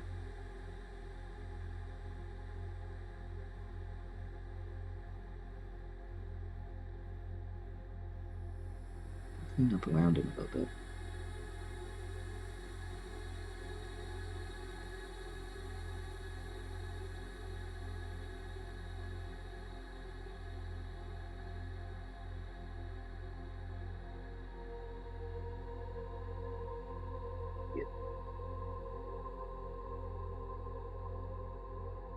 We're not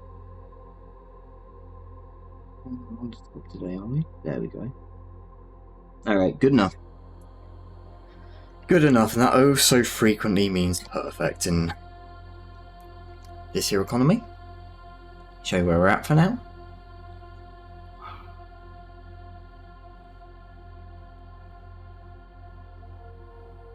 I think that is everything we wanted to catch detail-wise. So, now we move on to step 2, which is really... should be quite a quick step. Behold.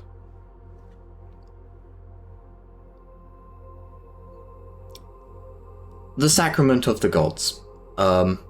This here is a shade paint, also known as a wash.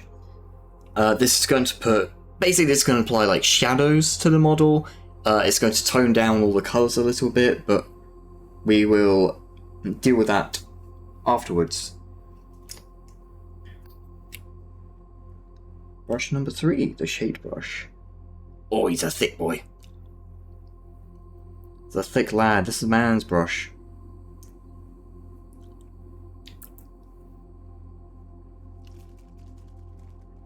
Now, we're not going to like just liberally slap this all over the model. Well, we shouldn't do if we're actually good about this. We want to dab this into the bits that would be darker, so we're going to go... we are going to put it over the... Ooh, let me show you what I'm doing. Just put a nice blob in there. We're going to put some up here as well. Try and keep them on screen for you. There we go, in there. I'm going to put some over the detailing as well. Use a brush over that. And what this does is it goes down into all the cracks, all the little gaps and holes. Fills them too, and it makes the details pop in a way that they would naturally pop. Is the plan. Put some over this as well, put some over his knuckles.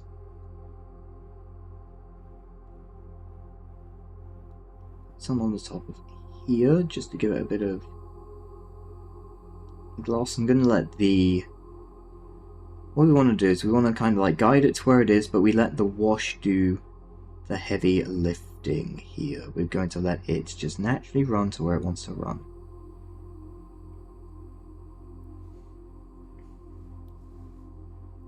So hard to keep it in focus for you. There we go.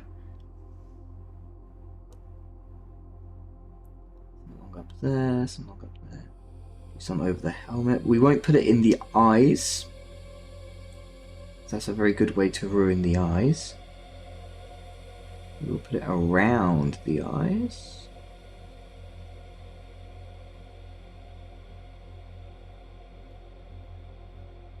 That's nice, that's good, that's good.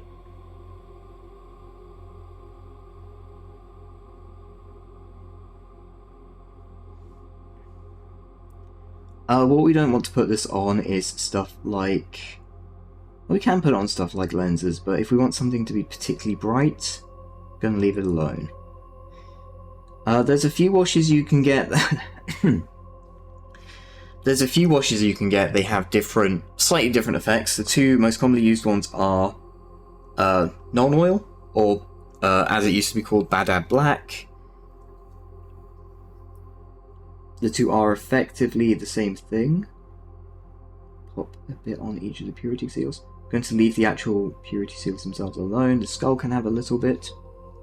Both the skulls, actually. Yeah, this is why we weren't worrying about details earlier. Again, up here with the backpack.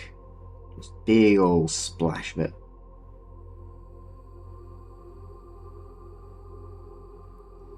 And what this is going to do for this guy is it's going to make his metals look shinier. There's red there that I should have picked out first. Darn. I should have cleaned that up. Ooh, let's get in his boots. You don't have to be particularly,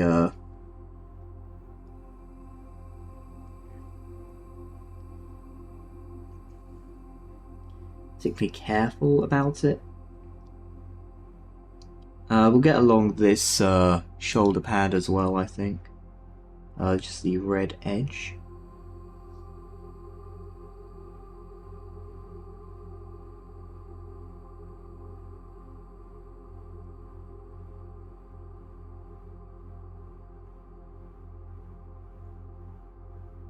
Get the top of the sword.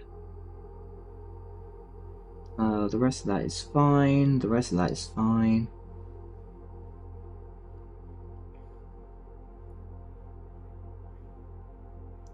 I'm firmly in camp. You can't have too much wash. But you do want to be somewhat tasteful with how you apply it. There we go. I think he's looking good. I think he's looking damn good. Okay. This is a questionable tactic, what I'm about to do. I wouldn't recommend it.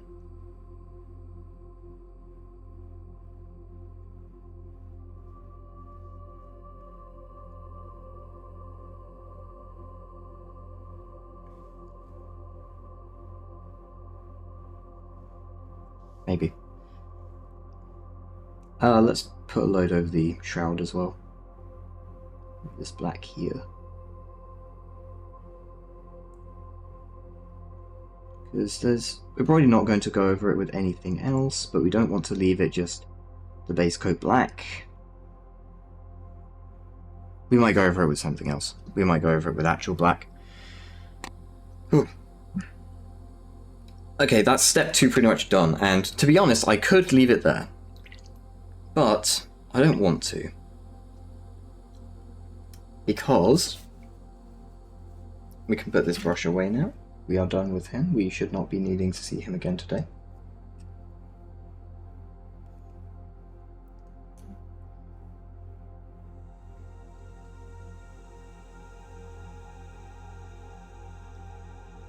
Yes. There we go. There is one more thing we need to do. So here he is for now. Looking nice and...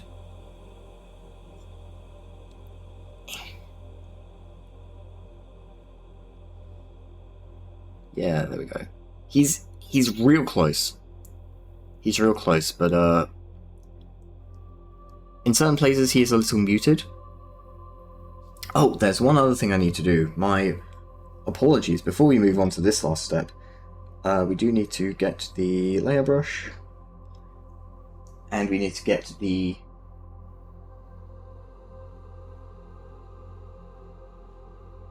oh! Tell you what, we can do this. This is a contrast paint. Oh, good night, Gabe. Thanks for stopping by. Thanks for chatting.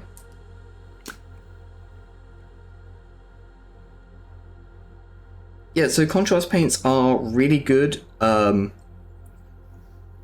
if you want to get stuff painted quickly, or you're kind of new to painting, but you don't really want to spend hours and hours learning.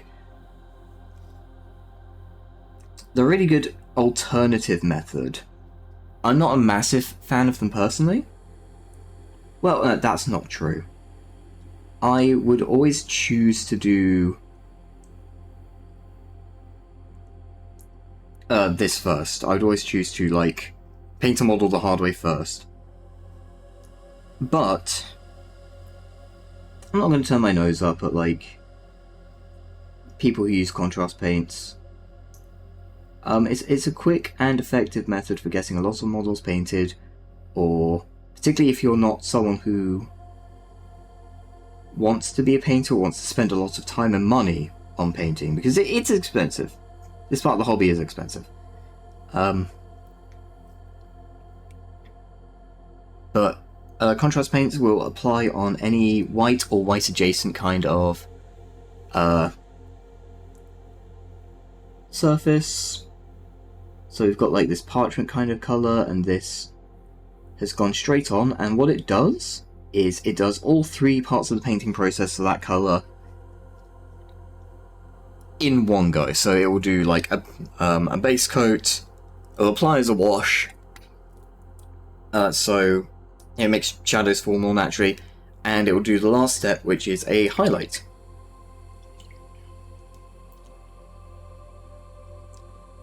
So it's taken this this bit of scroll here, and it's made it look old and like an ancient bit of parchment on the bone shoulder pad.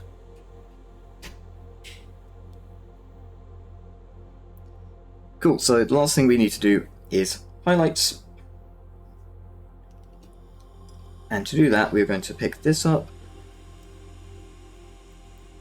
This is our dry brush.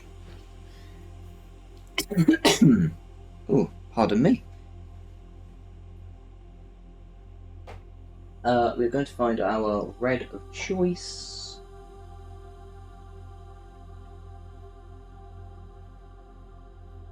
Is this a good choice? Maybe a little bit bright, if I'm honest with you.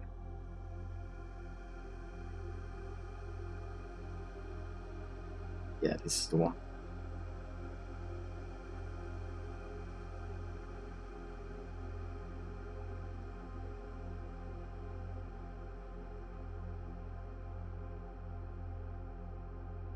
This guy. Ah. Helpful.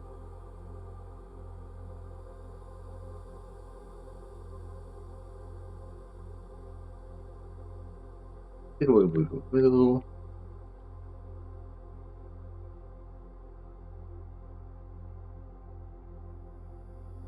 Whoa, that was a lot more paint than I was expecting.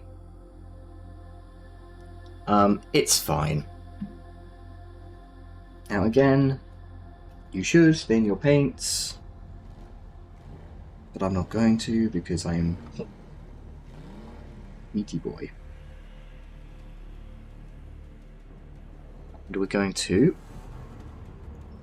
scrape off quite a bit of this. I like to do it onto my fingers and thumb, just so I have the... I can tell there's not a whole lot of paint left on there. And we're just going to go and... really, any sort of raised edges is going to go and do.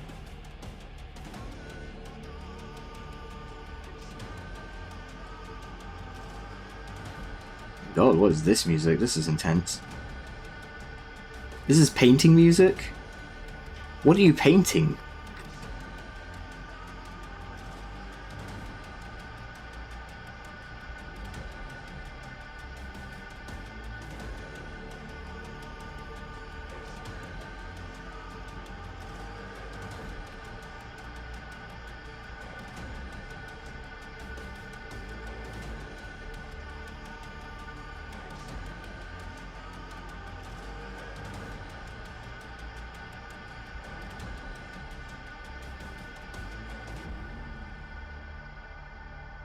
Of course, this is one way to do it. What we're dealing with, however, in terms of this red,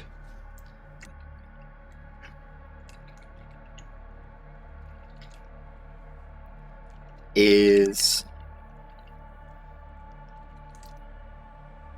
we run the risk of accidentally painting onto a surface that we don't want to paint. So, what we're going to do instead is my worst nightmare. We're going to take a... Ooh, we've got the right brush there, this one. Small brush.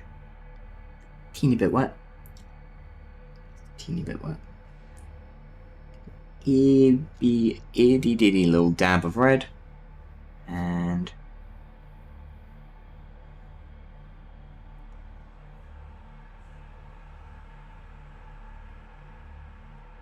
very carefully along that leading edge. Now the first method I showed you is great for big models. When you're doing the primary color on models. I've started with the red on this, which is not the primary color. And I've also used a brush that is a bit too big.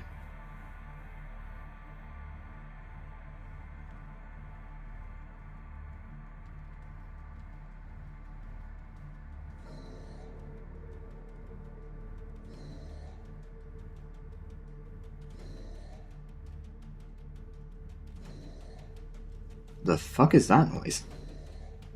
I mean, it's the music, but...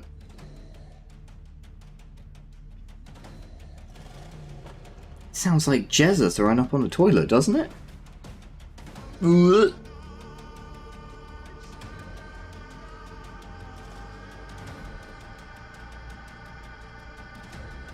I know, it kind of goes hard though. It's going somewhere. This is just me getting paint off of my brush. I took too much on. Yeah, look at that. Nice big thick streak on my thumb there.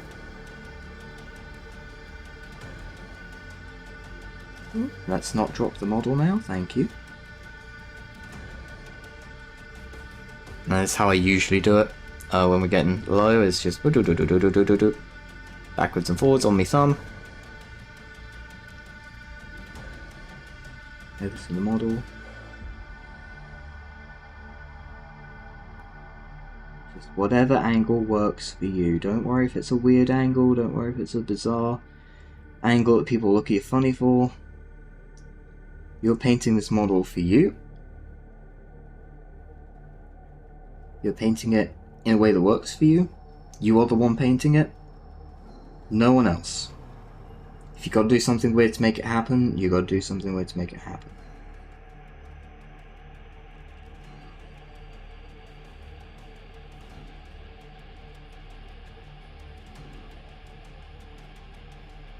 Go.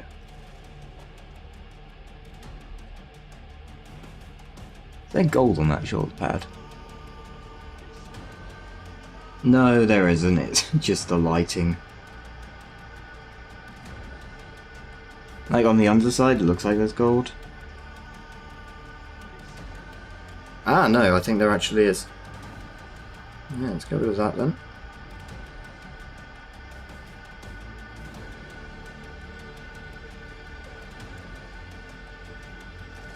There we go.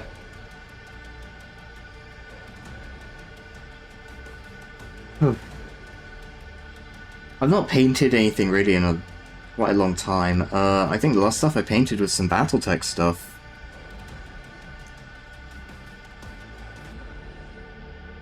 And that was done with... Oh, I didn't see you there. It's another purity seal.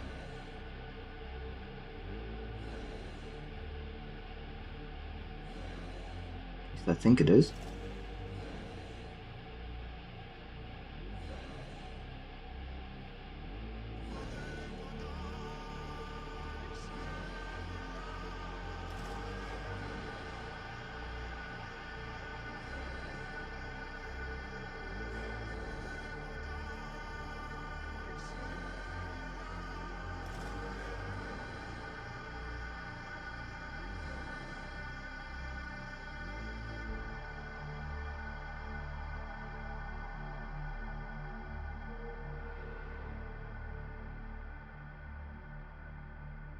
I'm only going to paint like the front,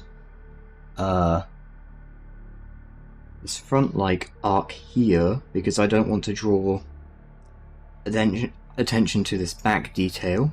It doesn't make a whole lot of sense to have it like super done, but I will. Let me show you. I will just get this bit here as well. There we go.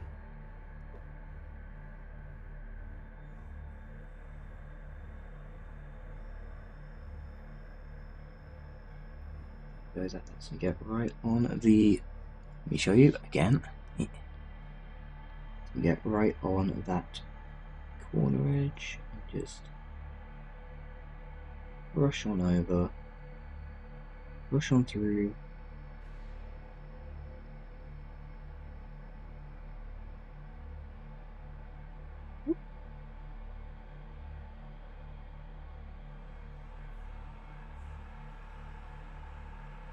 Something else that we can do as well is just kind of brush over this like this. Trying to hit some of those raised edges. Nothing major. It might warrant another pass over with the wash brush.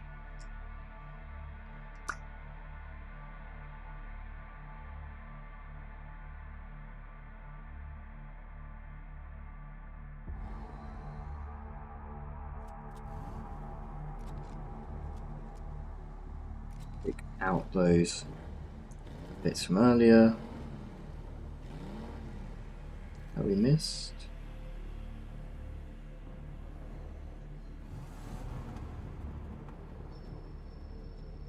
Okay.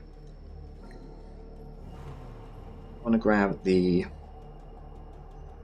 Ooh, hold on. Yeah, it is. Or is it? Is this the one we want? Ah, yeah, looks dark as night. Yep, this is one. Cool. We've got some black to apply.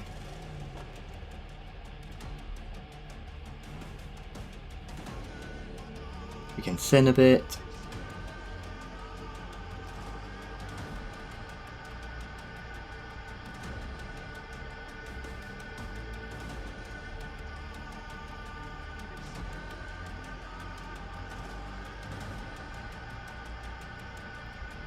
Well, I think that black looks better now. Maybe we don't need to do this.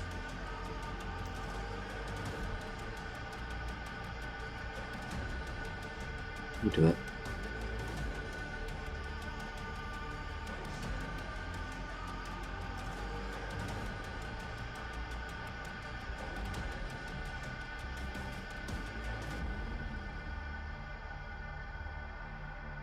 It is important, despite what you may think, it is important to properly paint black on your models that have black on them. Don't just leave it to the base coat, because the base coat is a matte black. And I think the way to describe the acrylics that you'll be using, these are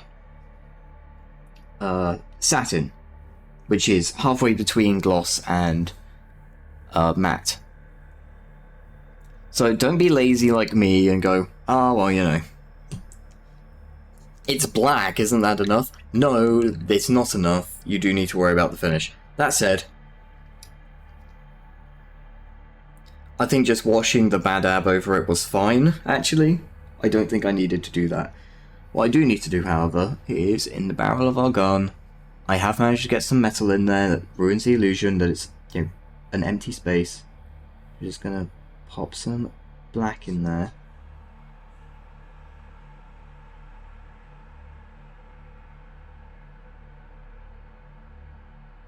That's better. There we go.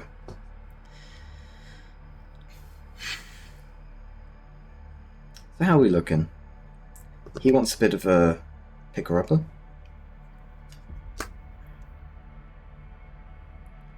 Now you can highlight with colours that aren't just a lighter version of the colour that you used, and that can produce different effects. That's an advanced technique that is a little out of my wheelhouse, if I'm honest.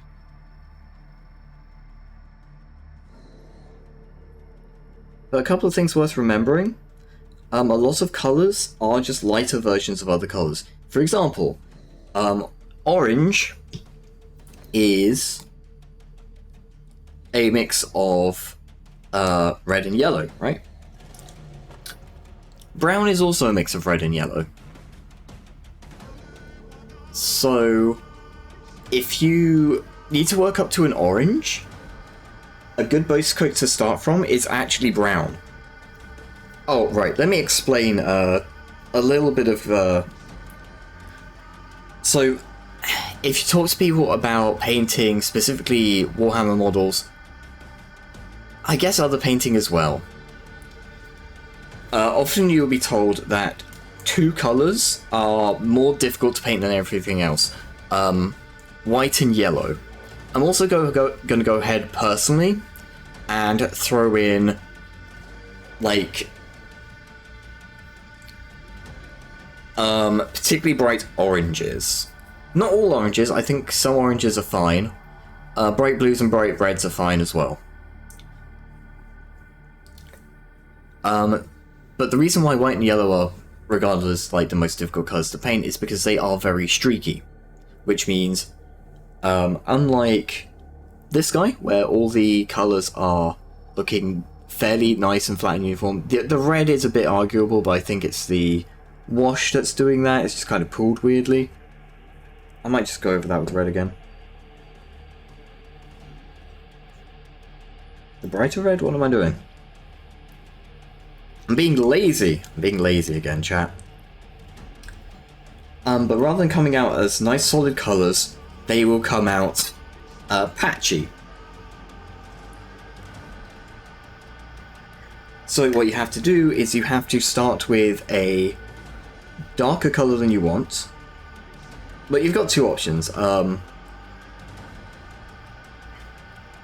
Depending on what colour base coat you use, or what colour primer you use, I should say. And that's a whole can of worms in itself. But yeah, I don't know why I actually washed this. It looks a lot better, it's just like a solid colour. See, painting is experimenting a lot of the time. Ah, not the skull again. No. Okay. It's thick, but I like it. I think it's fun.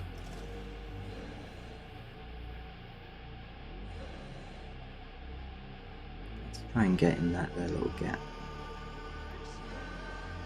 See, the camera's not kind. The camera will pick out things that you just can't see. Like, with the naked eye. It's very bizarre.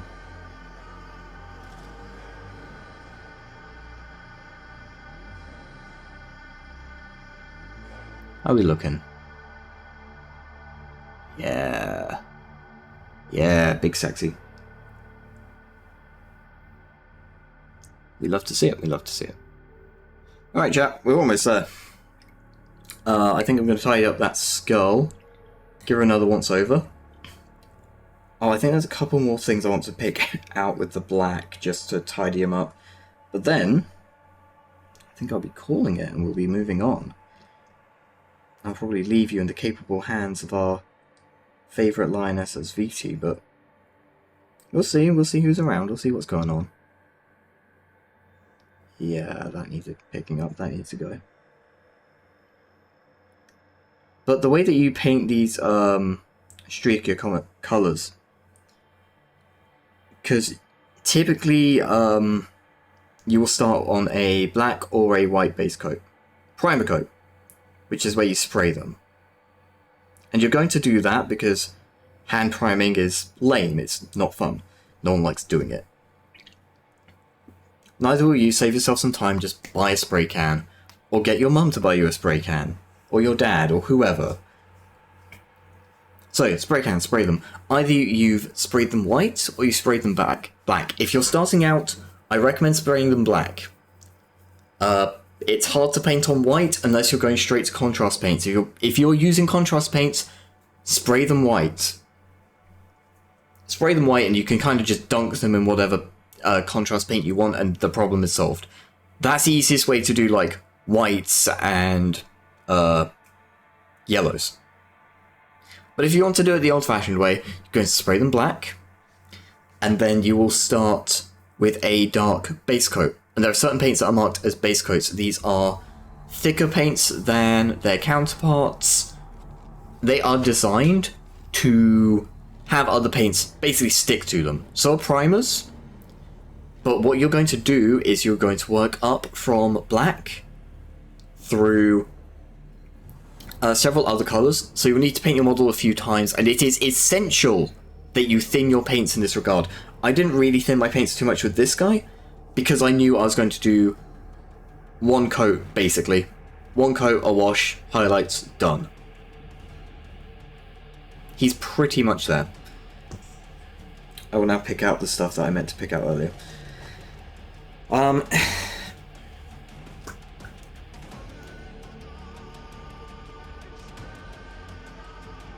But yeah, you'll move up through the colours, and what they will do is you get lighter as you go, moving towards your chosen colour.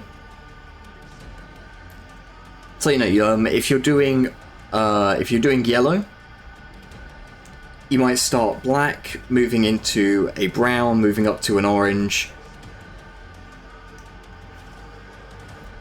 and getting paler and paler until you reach yellow.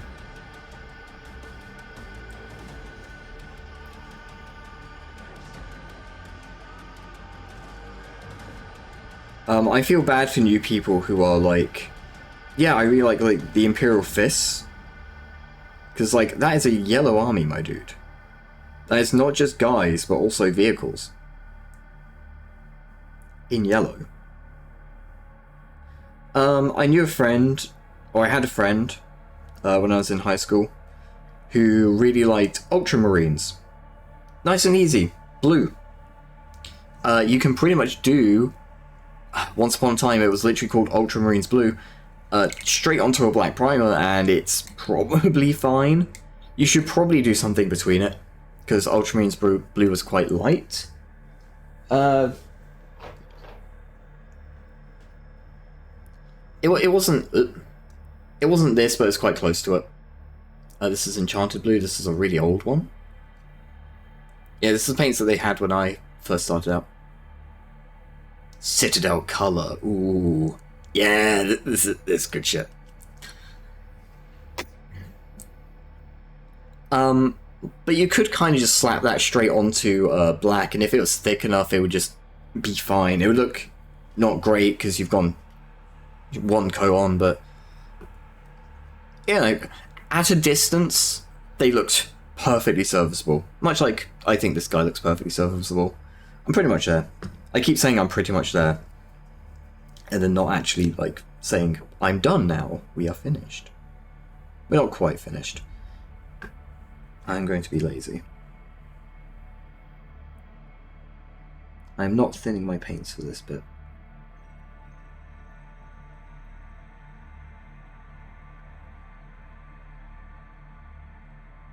The front of the side cannon needs a bit of love. That's fine. That's what the metal is for.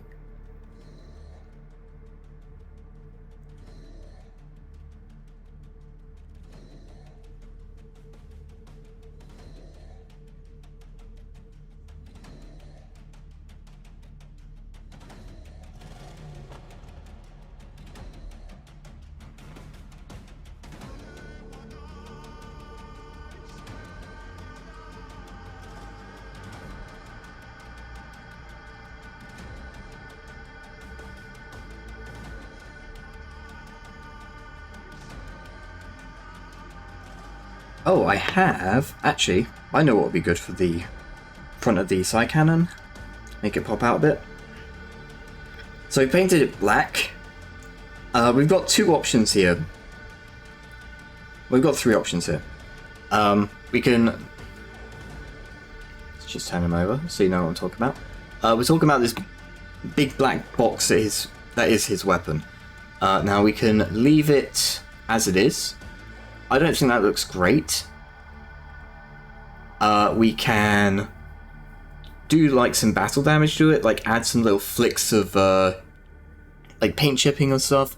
I don't love that either. The rest of the model's quite clean. Option 3 is we can do a highlight. And because we've done it in black, we want to move up a little bit. So we're going to do a highlight in grey.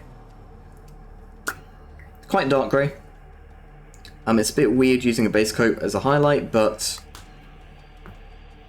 well, it's my model, not yours. If you want to complain about that, that is a you problem. Let's just make sure it's nice and thin for me.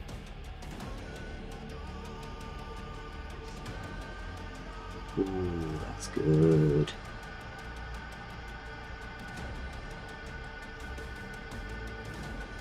Over.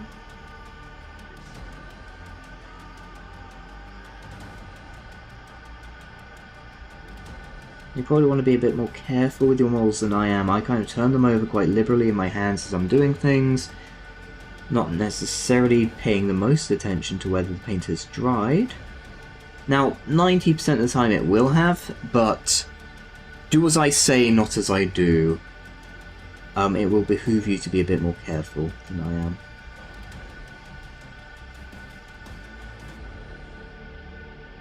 I don't think there's even any paint left on this brush. I think I scraped it all off. That was a gorgeous first line though. That came out and that was like visual crack.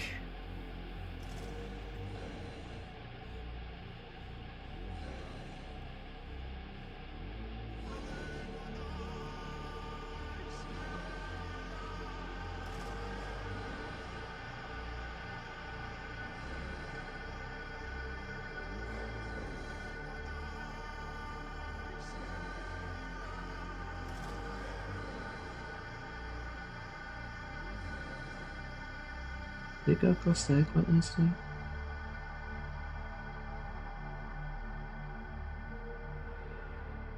Hoping you're not just staring at my hand. You are just staring at my hand again. Damn it. Alright, I'm pretty happy with that. Let me just get the underside and we'll be good. At this crucial juncture, chat, I kind of don't care if you can't see it. Just a little bit, just for a moment. Just a hot second. Yeah, there we go. I think that looks much better. Kind of hard to pick up on camera, but like, there's actually an outline around it now that breaks it up somewhat from just being a big chunk. We'll put a bit of it on this edge as well.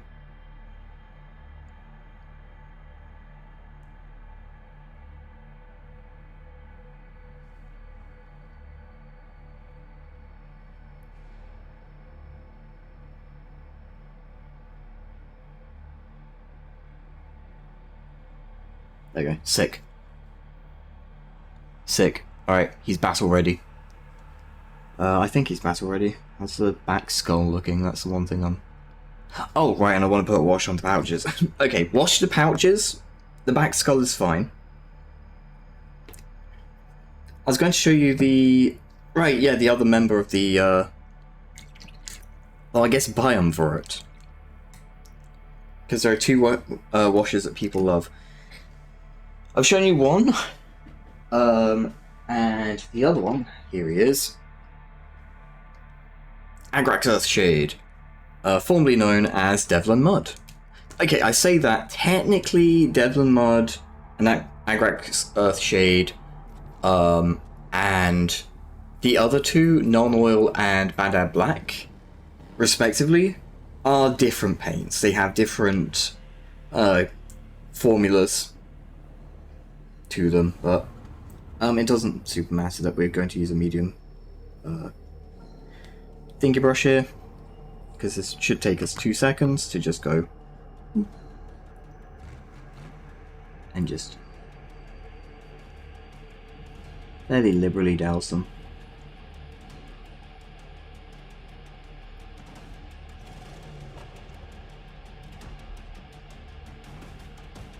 There we go. That should make them somewhat glossy, look a bit more leathery. You can wash like the gold with brown and it makes it more goldy, I believe. I'm not going to do that, I'm happy enough with it as it is. Yeah, cool. This guy's done. No bells and whistles or anything particularly fancy, but he is completed. I'm pretty happy with him. He's not quite completed. As always. Oh, just one more bit. Just one more bit. We'll do a final check in a second. That's the black.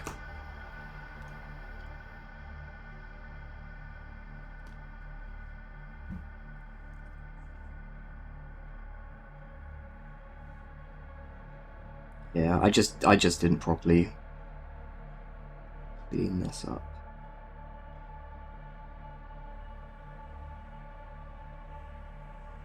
We got most of it, but not all of it. There we go. Okay. Last inspection, that should probably be red, but... Oh, well. No, let's go. Ah! Let's get those bits that should be red. I've got a nice puddle of red here, so I'll just use it. It's not quite the correct red, but you know what? That can be red as well, why not?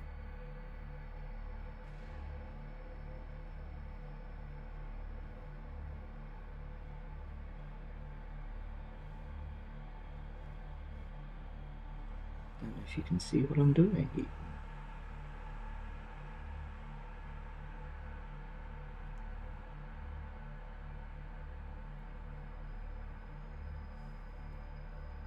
Oh no, just on the inside.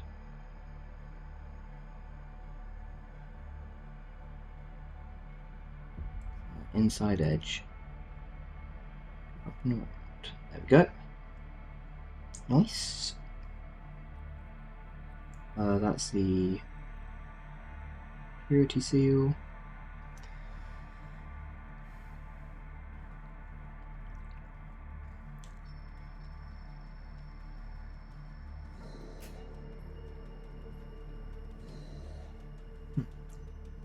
Weird clicking noises coming from my kitchen. Yeah, maybe it's a Terminus or something, who knows.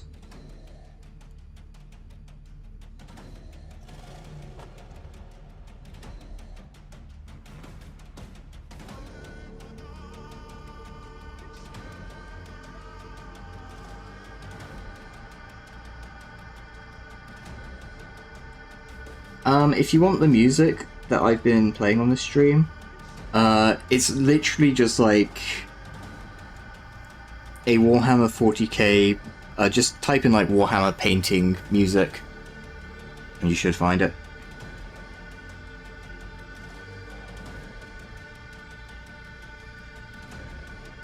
We hold on where he actually is in focus.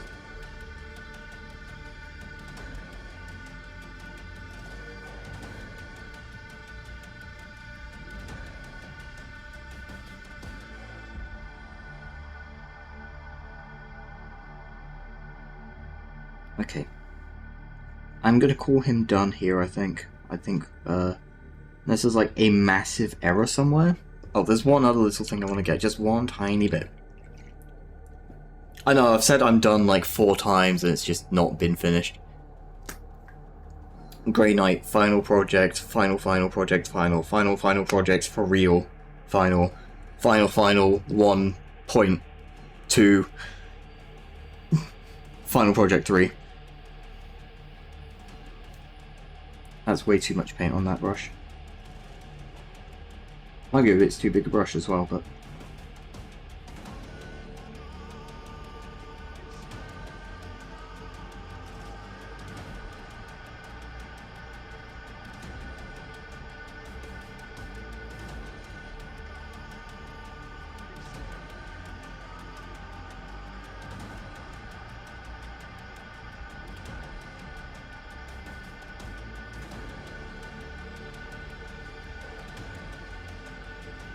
There we go.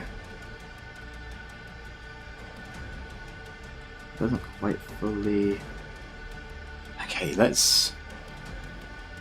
Yeah, there's a little purity seal hiding just here that I missed. But there we go, we got it. He flops onto the thing a little bit. Nice. Nice.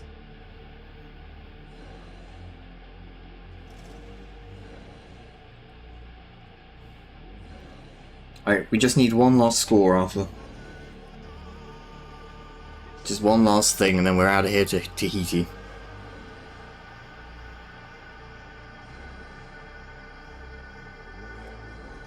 We're just gonna clean this up.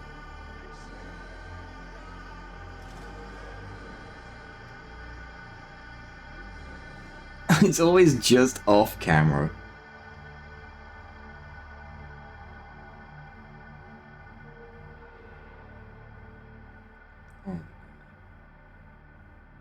Isn't that neat? Look at that, we painted a guy, chap. Together, all of us. Working in tandem. Okay, there's one little bit on the shoulder pad. I know. I'm gonna stop. I promise you I will stop soon.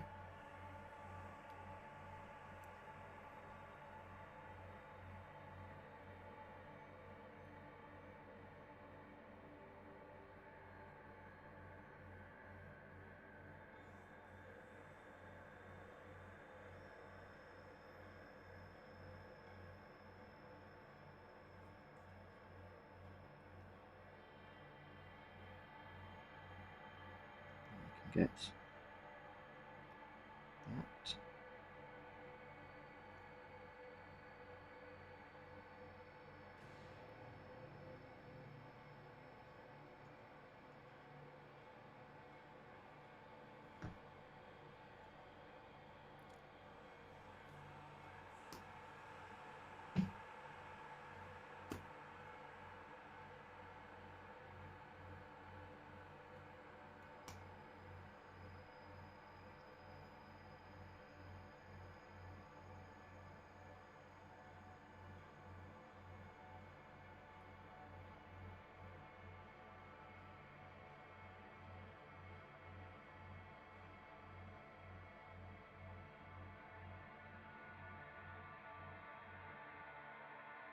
Okay, let's do... and the black as well.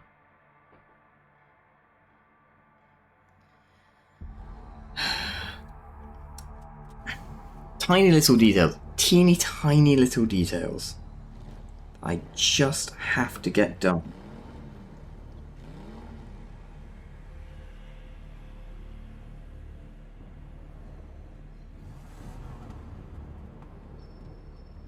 But it's stuff like,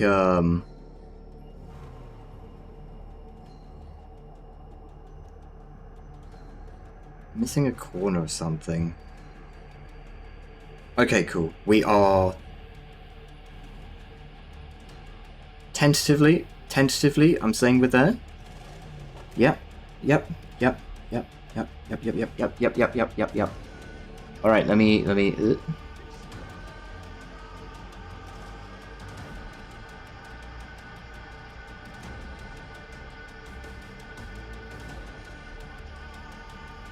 We've not done his base, but quite frankly, we don't have the time. What I'll probably do is I'll do a bunch of bases all together at some point. Oh, I'll tell you what I'll do. One last little detail. One final little detail I've just realised. We take the Agrax Earthshade, and wow. This paint's really good for, you know, books and the like, so don't need that much. We really don't need that much. That's still loads. Onto the book. There we go. And that just makes that shoulder pad look that much better. Matches it with the other shoulder pad, kind of. I think the Agrax looks better than the contrast paint there, but hey. You live and you learn. Overall though, I'm really happy with this. This guy fucks. I mean, he doesn't. He's a knight, so he's probably celibate, but are Space Marines celibate? Yeah, they probably should be. Brother, you're a dirty man-whore. I just noticed something else I missed. It's on top of its head. I can't leave it. Okay, I promise this is the last thing I'm doing. Even if I notice something else, I am actually done. There's gold on his head that shouldn't be there.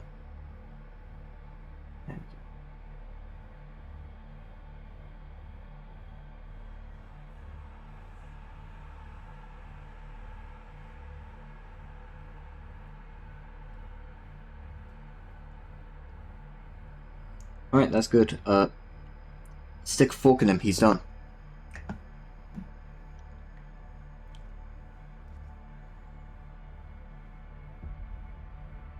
Yeah, I'm really happy with this guy.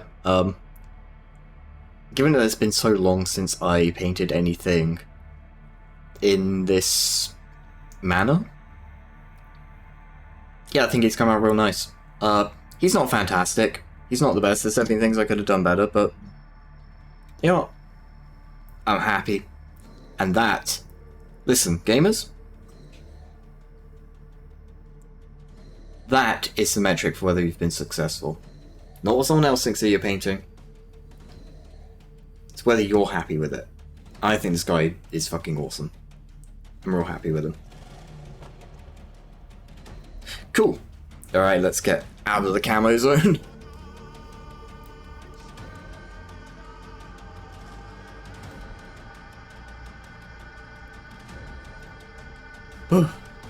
Yeah, that was fun. That was fun. Let's get that on screen. Okay. Thank you all for coming along. Yeah, let's get out of the...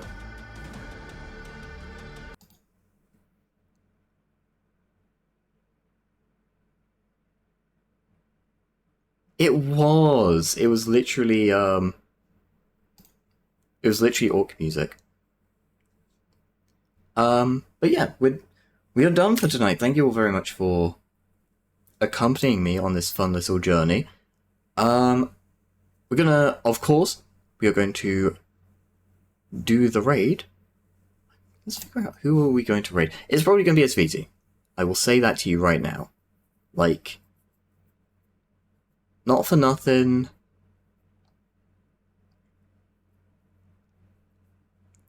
But, like, there's nobody in art that we'd usually, raid, I believe.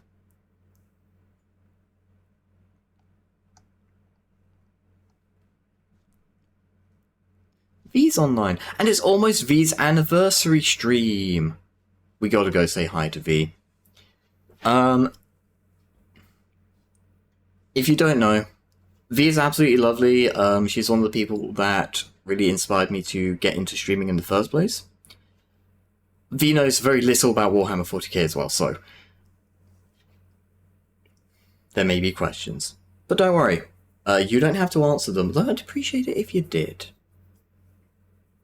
In any case, I have been Callan. Thank you all so much for watching, and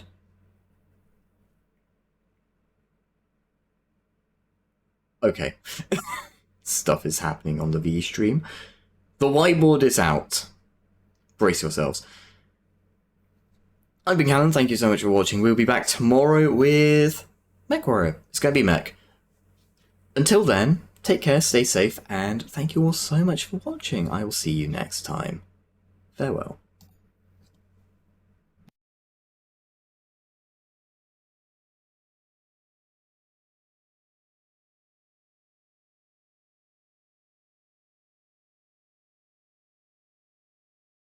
I know a guy named Hank